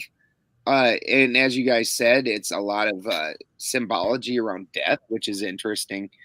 Of the two, the cats kill vastly more things than dogs. They're definitely championing a lot of stuff to death's door. They are just little murderers. Part of why we have them around, like if it's either cats or mice and other things. Yeah, and there's the dog. I've always taken that picture, especially the one where he's biting onto the back end of his pants. I've always taken that as because the dog's very loyal and wants you to stay home. Mm-hmm. And I never why a lot of people they're like, that dog's attacking him. And I've always seen it more as like the copper top picture where the dog's pulling the little baby back home. Like, yes, no, you need to stay. I've always taken it more like that. So your dog's a very loyal companion. Protective I don't symbolism. know, maybe, yeah. So maybe in Egypt that was the opposite because they've got Anubis, with the guarding the gates of death, and cats they put in a real high revered place. So maybe in Egypt dogs are dicks. I don't know.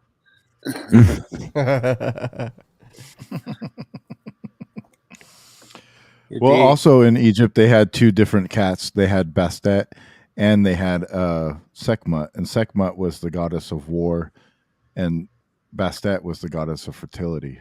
So they separated those 2 things also. Some people say that the Sekhmet was the original goddess, and that when she became pacified, she became Bastet in the transformation. Ah, interesting. That's one of the legends. Yeah. If you've ever seen cats breed, I can see tying war and love with cats at the same time. Like, cats mating is one of the most aggressive, horrifying things I've ever seen. You're like, that's sex? I might just give up on that one. Holy God, that is violent. You guys heard about this? Cats have the barb on their penis, and it cuts into the plot.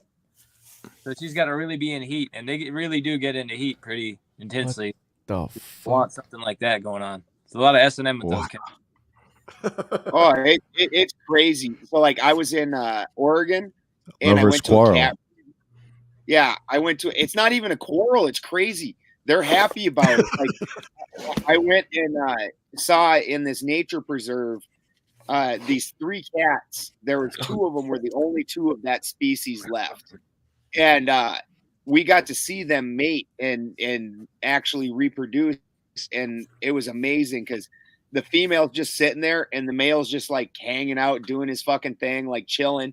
And all of a sudden you saw the scent just hit him. All of a sudden he just like, and then all of a sudden the female went from being real seductive seeming to, as soon as the male's attention was gotten, she was like, yeah, no more seduction now. Fuck you, man.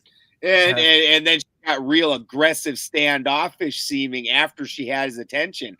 And then he's just like, he pounced her just, yeah!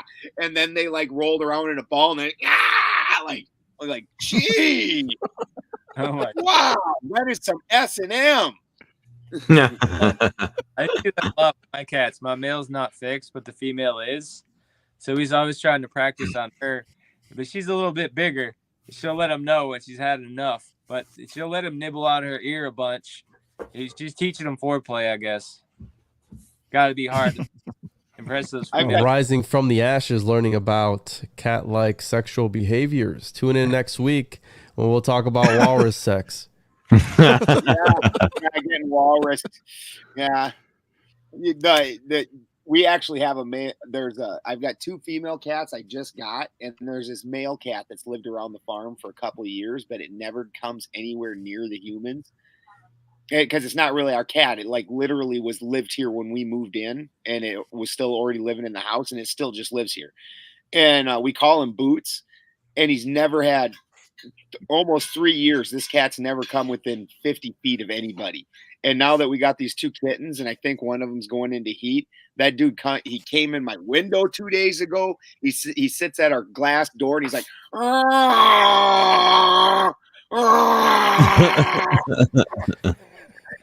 holy cow. Wild. Have any of you guys seen the Sandman series on Netflix? I started it. I think All right. so. I think that's the one I was watching. Yeah, What I'm talking about is the last episode I've seen. Oh no, don't spoil it for me, bro, No. please. I haven't seen it.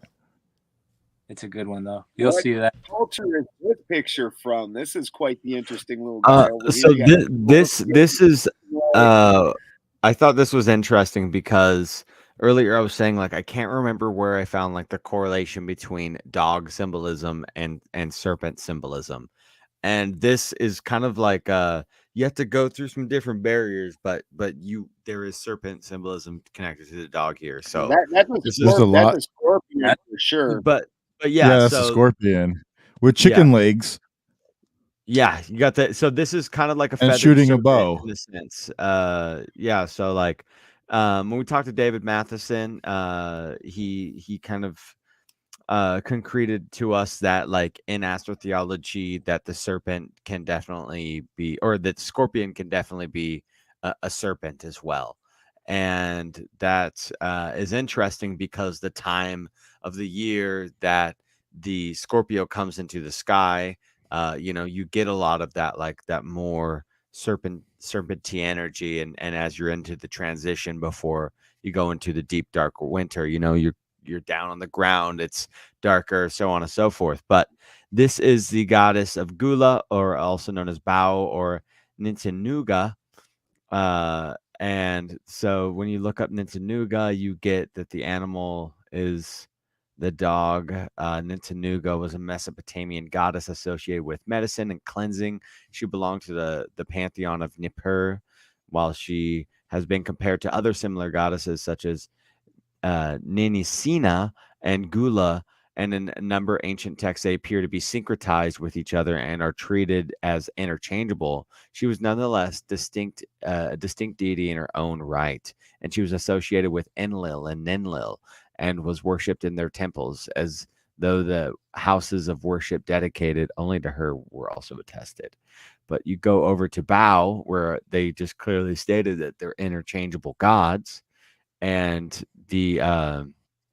and Bao is a scorpion or a waterfowl. And Anu is the father. So you have the Enlil and the Anu, and Bao, also read Baba, was a Mesopotamian goddess. The reading of her name was a subject of debate among researchers, though Bao is considered the conventional spelling today, while initially regarded simply as a life-giving deity, in some cases associated with the creation and mankind. Over the course of the 3rd and 2nd millennia BCE, she's also required the role of the healing goddess, just like Nitinaga. She could also be described as a divine midwife. In art, she could be depicted as in company of waterfowl or scorpions. And on this one, it's like waterfowl, right? The legs in the waterfowl, bird legs, scorpion, dog. Some I wouldn't strange. say water bird. Those aren't really flippers, but it They is aren't. very fascinating. They aren't. That it is fascinating that waterfowl and scorpions, and you wouldn't normally put a scorpion next to water, by common sense. They don't live near water. They're typically desert type creatures. But then you look astrologically, the Scorpio is, according to anyways, the Western astrology is water symbol.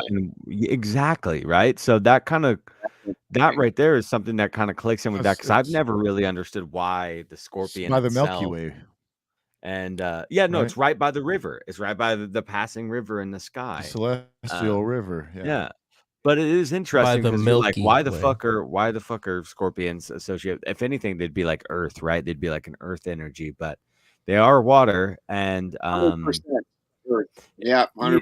That and makes it's sense. water snakes, and we've talked about water dogs here a couple times, too, on the stream tonight. So I don't know, I think there, you have to look at, it's not so black and white, there is multiple correlations and multiple meanings of symbolism throughout all of these ancient theologies and these animals. And it's like, man, it's not just cats, not just dogs. It's like cats and birds, apparently, and apparently dogs and snakes. So like, fuck. Absolutely. The Chinese dragon is considered to be a combination of many animals. The different aspects of the dragon are they have tiger legs, and they'll have like a camel head with deer horns, a snake body Interesting. with carp scales, and eagle claws. So a major homunculus. Chinese dragon had a camel head. I wouldn't even guess Chinese people would know what a camel is. That's true. It's kind of strange, isn't it? But they do have the I don't think there's any camels in their desert out there. What's that desert? The Mongolian desert? I don't think. Yeah, the Gobi Desert, and they're always talking about. Yeah, they rode the Mongols rode horses, not camels. That's a very Arabian thing. So I mean, yeah, that's interesting.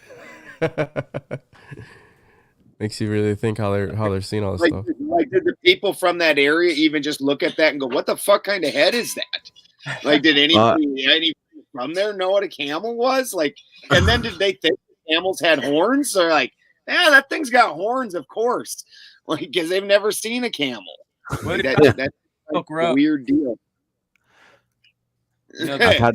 Marco Polo traveled on the Silk Road through the Middle East over to the Mediterranean, the big trade route. Oh, sure. Silk Road. Yeah, that can make sense. Silk Road. If this is that old, that they would have saw a lot of different creatures on that. 100%.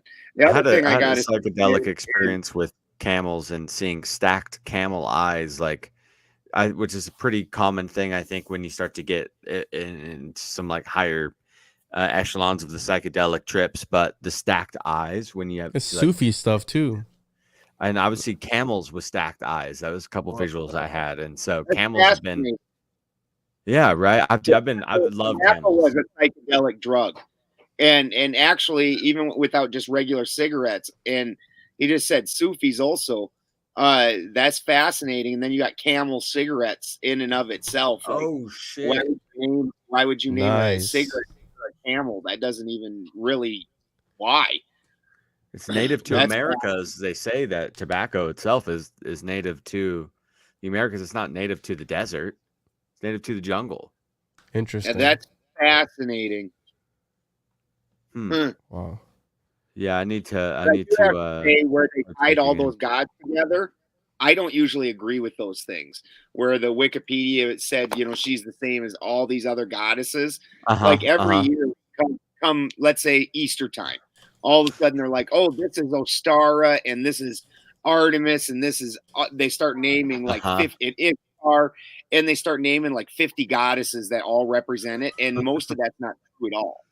It's not true at all. Then, like some of the popular memes, they put Artemis is. Oh, they don't say it's Artemis, but they use her picture and say it's Ishtar, and then they say all the breasts because that's breasts all over Artemis' chest. It's a many-breasted god, and then they claim it's eggs, and because other people haven't studied this at all, they're like, yeah, them are eggs. And it's not at all. And Ostara was never an ancient goddess. The first mention of Ostara is the late 1800s by Jacob Grimm. and Jacob Grimm just piecemeal made that up. You know, the Grimm brothers fairy tales. Classic. You're right, right. So these aren't even ancient goddesses. A lot of this comes from a neo-pagan movement, which the Egyptian and everything got drug into it, and there was all kinds of just gods and goddesses made into things that they were and weren't. Egyptian's one of my actually favorite to use because real easily you can see Isis, the feminine, is the sun, and then Osiris literally gets cut apart into 14 pieces and then reassembled in 14 pieces, which is the waxing and waning moon. And they somehow just like, oh, you know, that real on the nose meanings, those don't count. Like, Which is you know, why no, Osiris also was connected to, you know, being considered a wolf, or like, you know, highly regarded in the town of Lycopolis, and that lycanthropy moon symbolism right there. So like totally, brother, absolutely. What a trip. yeah. Got- And it just all these scholars in the neo-pagan movement of the early 1900s, late 1800s, I think put a whole lot of inversions in there and took a whole lot of liberties with making stuff up. I got a dip, guys. Thank you for the invite. I'll see you guys soon. You want to do any plugs, brother? Yeah, at the One on One Podcast. Find all my shit on there. The oneononepodcast.com. Check me out. Got that journal there, the Occultist Monday. Check it out on there. And yeah, I appreciate you guys. Appreciate you, brother. Fun. Thanks, Juan. Much love, Respect. man. Peace. Yeah, I feel like Take it easy, you know, bro. we're hitting that 2 hour mark. So, you know, I mean, let's keep cat wrapping it up, you know, with the catty dog stuff, and get in the last of the juice. Yeah, I know there's some association between the dog and snake that we haven't mentioned yet. Actually, Please. Cerberus, the three-headed dog, which was said to have had up to 50 heads by Hesiod in the 7th century, was the brother of Orthus, the two-headed dog, but they were the son of Typhus, Oh, the snake, wow. giant snake god of Greece. Okay. Now, Yeah. also, as far as Fenrir, his brother was the world serpent. So Fenrir is in what Theos? Fenrir That's in Norse mythology, son That's of Loki, yeah. was the brother of the world serpent, or the Midgard. Jormungandr. So you have that. Jormungandr. Wow, Jormungandr. beautiful. Oh, wow. So that's awesome. Thank you for bringing that up, because it does, like I was saying, is like, I know that they cross each other. I know that the dogs and the serpents kind of like are related to each other. And so thank you. That's fascinating. Absolutely. And Anubis was really close with Osiris. They were both in the cult of the underworld god at the time. And Osiris has that epic battle with Apophis, the snake of the underworld. It's fascinating that snakes and dogs keep popping up underworld. Fascinating. Yeah. Hecate, exactly. or Hecate, from Greek mythology, Hecate was a goddess who assumed the shape of a cat to get out of the particular tight spot. She was being chased by the monster Typhon, and her only escape was adorning the shape of a cat. After her transformation, she treated all feline in the land as equals. But Hecate was at some point revered as a dog, though, too, right? And maybe in the earlier. He was side? associated with dogs, of having dogs. Yeah. So then you're saying that after his battle with Typhon, he had to run away and get rid of his dog? Hecate's Her? a female. Oh, okay. Hecate's a female. Because I came across Hecate. That goes into like dog the recently. witches having cats as familiar, so she transformed into a cat, and then after that, that's how she was able to get away from Typhon, which is water monster, right? Yep. Water serpent. Cats don't like water.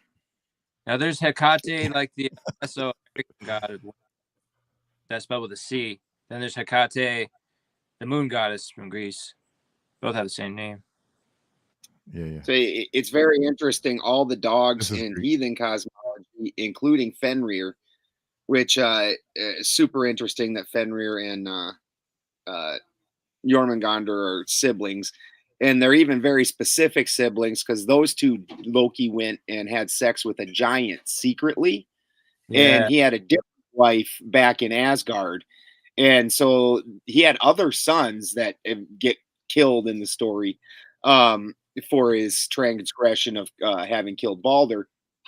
But Fenrir, then the energy of Fenrir in that is he is the unstoppable force that consumes everything.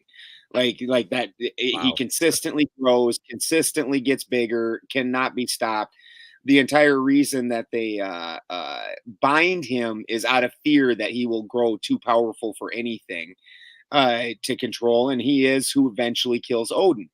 The other two dogs that are prominent in the story are Hattie and Skull, and Hattie and Skull chase the sun and the moon during the first age. So there's different ages. Everybody talks about Ragnarok or the Doom of the Gods, but there was another similar event to that where the sun goes dark for 3 days because the moon or the wolves that chase the moon and the sun catch them and eat them. And when the moon and the sun come back, they're no longer chased by wolves. And so, and I've always kind of looked at that as like on a comet, the way the tail chases. If you looked at it and said, well, that's a wolf chasing the comet. Yeah. So I think that the sun and the moon at one point in time were breaking apart through electrolysis, and that's what we had going on. And then also there's mention of in the not hell of itself, because just the standard hell is not a place of punishment in any way in heathen cosmology, but there is a place of punishment where liars and oath breakers and you know, what's that? Yeah, the Yanvither and or Ironwood. Another heathen sitting here. My new guy's an old buddy of mine that's a heathen also. So get some extra heathen lore in there. He's got some real good study knowledge behind him. But that is where the oath breakers and bad people went that were truly bad. And in heathen society, it wasn't like today. I mean, you were not a good dude, and dogs and things like that would tear you apart and chase you around, and ghouls and this just giant pack of dogs that was supposedly other. I've heard it said they were other sons of Loki. I don't know that any ancient sources necessarily says that, and if they're just because then you also see a lot of people will try saying that Hattie and Skull were sons of Fenrir, but they existed before Fenrir, so it doesn't even make sense. Again, you when you start looking at scholars instead of going back and reading the material yourself, you start getting a lot of confusion out of the deal. And so, but that's just absolutely fascinating every time the dog is very destructive. Because on Earth, dogs I don't find to be particularly destructive. Cats, by far and away, are more killer and destructive. And your dog's your loyal best friend. So that's really just super interesting. Yeah, something that could bring some light to that is actually the Fenrir is actually the name of Loki that has been changed over time, and now we associate it with Fenrir's wolf, which was originally known as Fenrir Sulfur. But Fenrir is actually a name for Loki, an older name for Loki. It's associated with his son. But the Fenrir Sulfur, Fenrir's wolf, was known as Vanagander. Or Hrovaniter or Vandagander. Oh, wow. Yeah. Fascinating. I've not heard that. That's fascinating. Yeah. Where did you get Ford that from? channel, YouTube, Craig and Ford. He's got a lot of insights on the all the different Craig translations. and Ford? Craig and Ford. Craig and Ford. Yeah. Craig and Ford. It's a cool name. I've never heard of that fool. Craig and Ford. I just spelled somebody. Oy. Cool, man. How's everybody feeling? We've been going pretty hard on the cat and dog symbolism. I feel like you know, I feel like we could wrap it soon or we keep going. What are you guys feeling? I wanted to mention something about the dog man, the dog-headed man. Mm-hmm. Now that legend is known Absolutely. as the Cenocephalic cryptid, and it's been seen across Egypt, India, Greece, China, medieval East, and Europe. Also, there's a big myth of that in Minnesota, and there's actually some grave markings on some tombstones in Minnesota about the dog man having killed some of the people there in the cemetery. In a small town. There's actually a legend from Santa Clara Islands. I think it might be Do in you think? the Do Chumash you think Native American.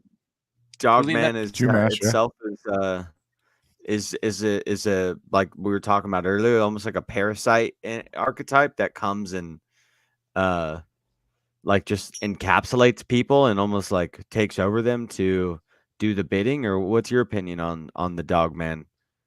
The Chumash Native Americans of Santa Cruz, they said that the dog man was a phantom that took human form, and later the Spanish colonists called them the Dark Watchers. But they had a head body, the Yes.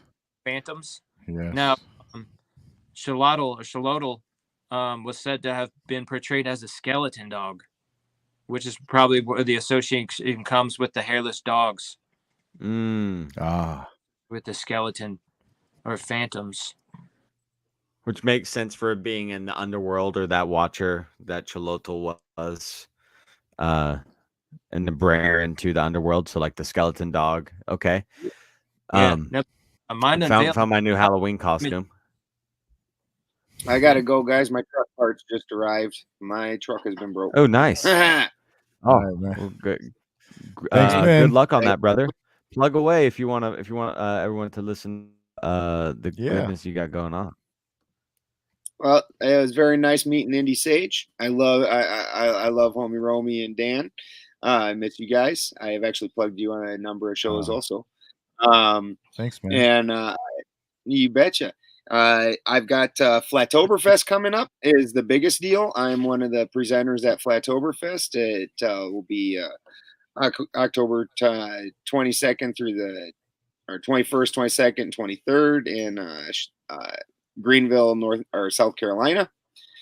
So come on down and check us out. I will be presenting a matching the luminaries to the world tree and tying it as above, so below to the human body. It's going to be absolutely phenomenal. If you've missed the last hour of the last couple spiders, we worked on it both times in the last hour, and it's just epic but almost nobody will hear it because it's like way back in the stream. 3 a.m. Yeah, that's the 3 a.m. part. But I'm Benjamin Balderson. I host Odin's Alchemy.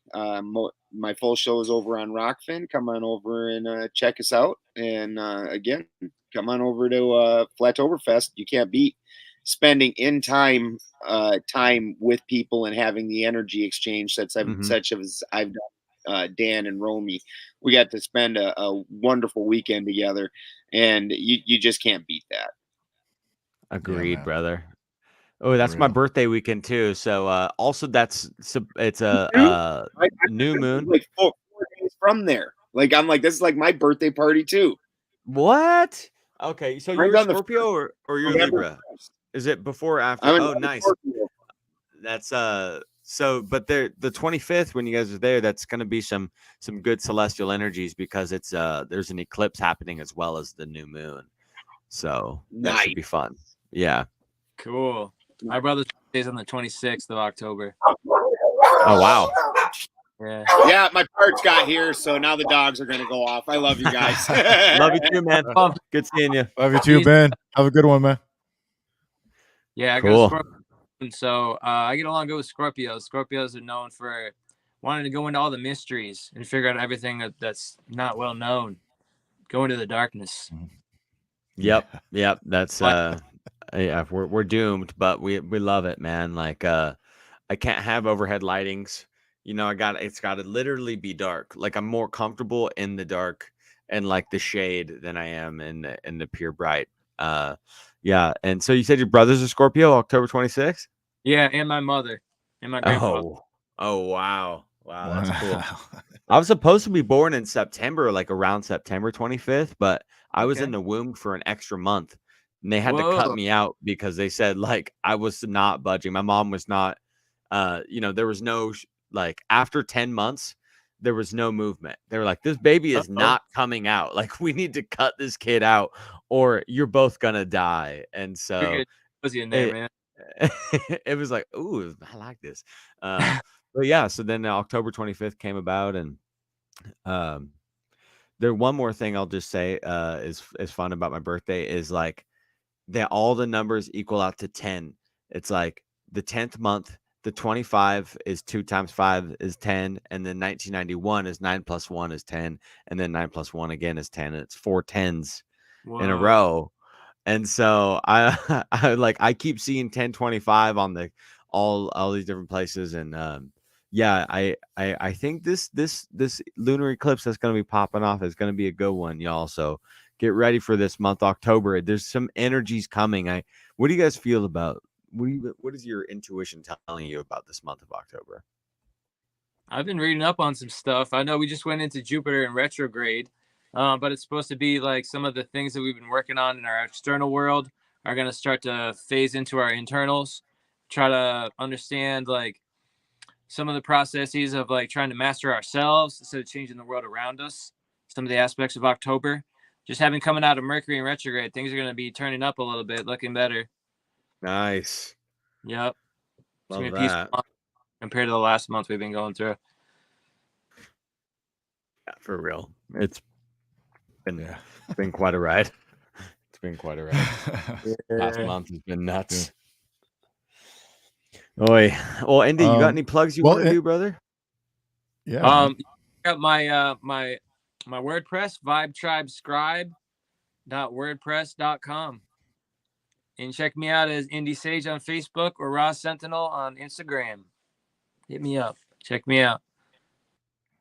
Thanks for hanging with us tonight, man. Appreciate it. Yeah, be on the show, guys. I had a great time. There's so much more on dogs and cats, but we touched on all the good highlights today in the show. I'm happy with that. That was great. Yeah, I think so. And when you get to see that last episode of Sandman, you're gonna love it. It shows about kind of basically how cats have domesticated humans. Oh, I like that. I just wanted, yeah, that's interesting. I wanted to close with, I just think it's interesting that cats and dogs have so much of the same mythology to them, but as cats being more of like the symbol of fertility and dogs being the guardians. Yeah. But then aside from that aspect, they have a lot of the same type of mythological associations with the underworld and stuff like that. So that's pretty fascinating. I was watching a movie about the moon called Moonfall. And at the very end of it, at the very end, a cat shows up and tells the guy basically to follow him. And he follows him and he finds his mom. And then they have to start on a new adventure. But that's all I'm going to say because I don't want to ruin the movie. But go check out Moonfall. It's a pretty interesting movie about the moon. And it's kind of like an apocalypse type movie, but very interesting that a cat is pictured in the end. And it's like they're going into a new dimension of time. And I don't even know, but it's interesting. Other worlds.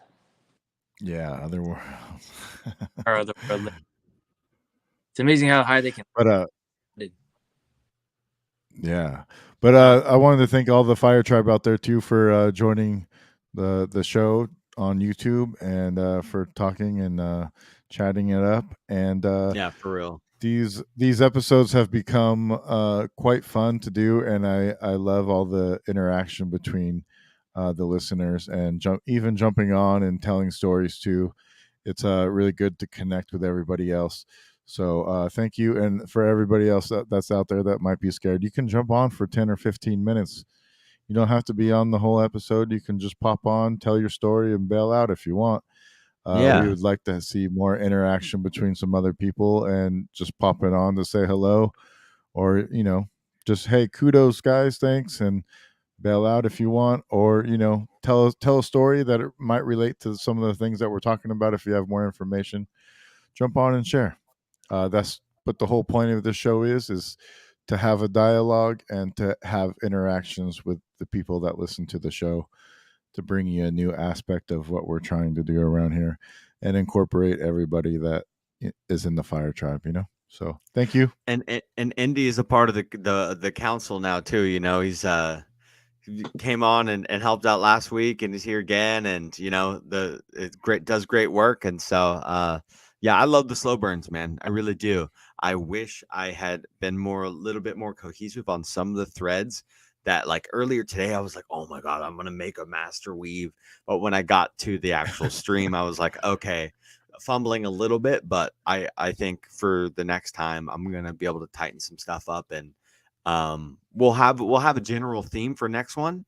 But I think maybe if we touch on this just for a little bit in the beginning or at some point, it might be kind of cool to see what we come up with for the week. So anybody listening, if you guys have any extra threads for next week on the cat dog stuff, let's do it. Other than that, I'm good to go. I'm so stoked. You guys are awesome, and look out for a new episode dropping on Tuesday or Wednesday this week. All right, thanks, guys. Thanks, callers. You guys were yeah. Callers next week. And if you're not Cheers. down with that, wake up.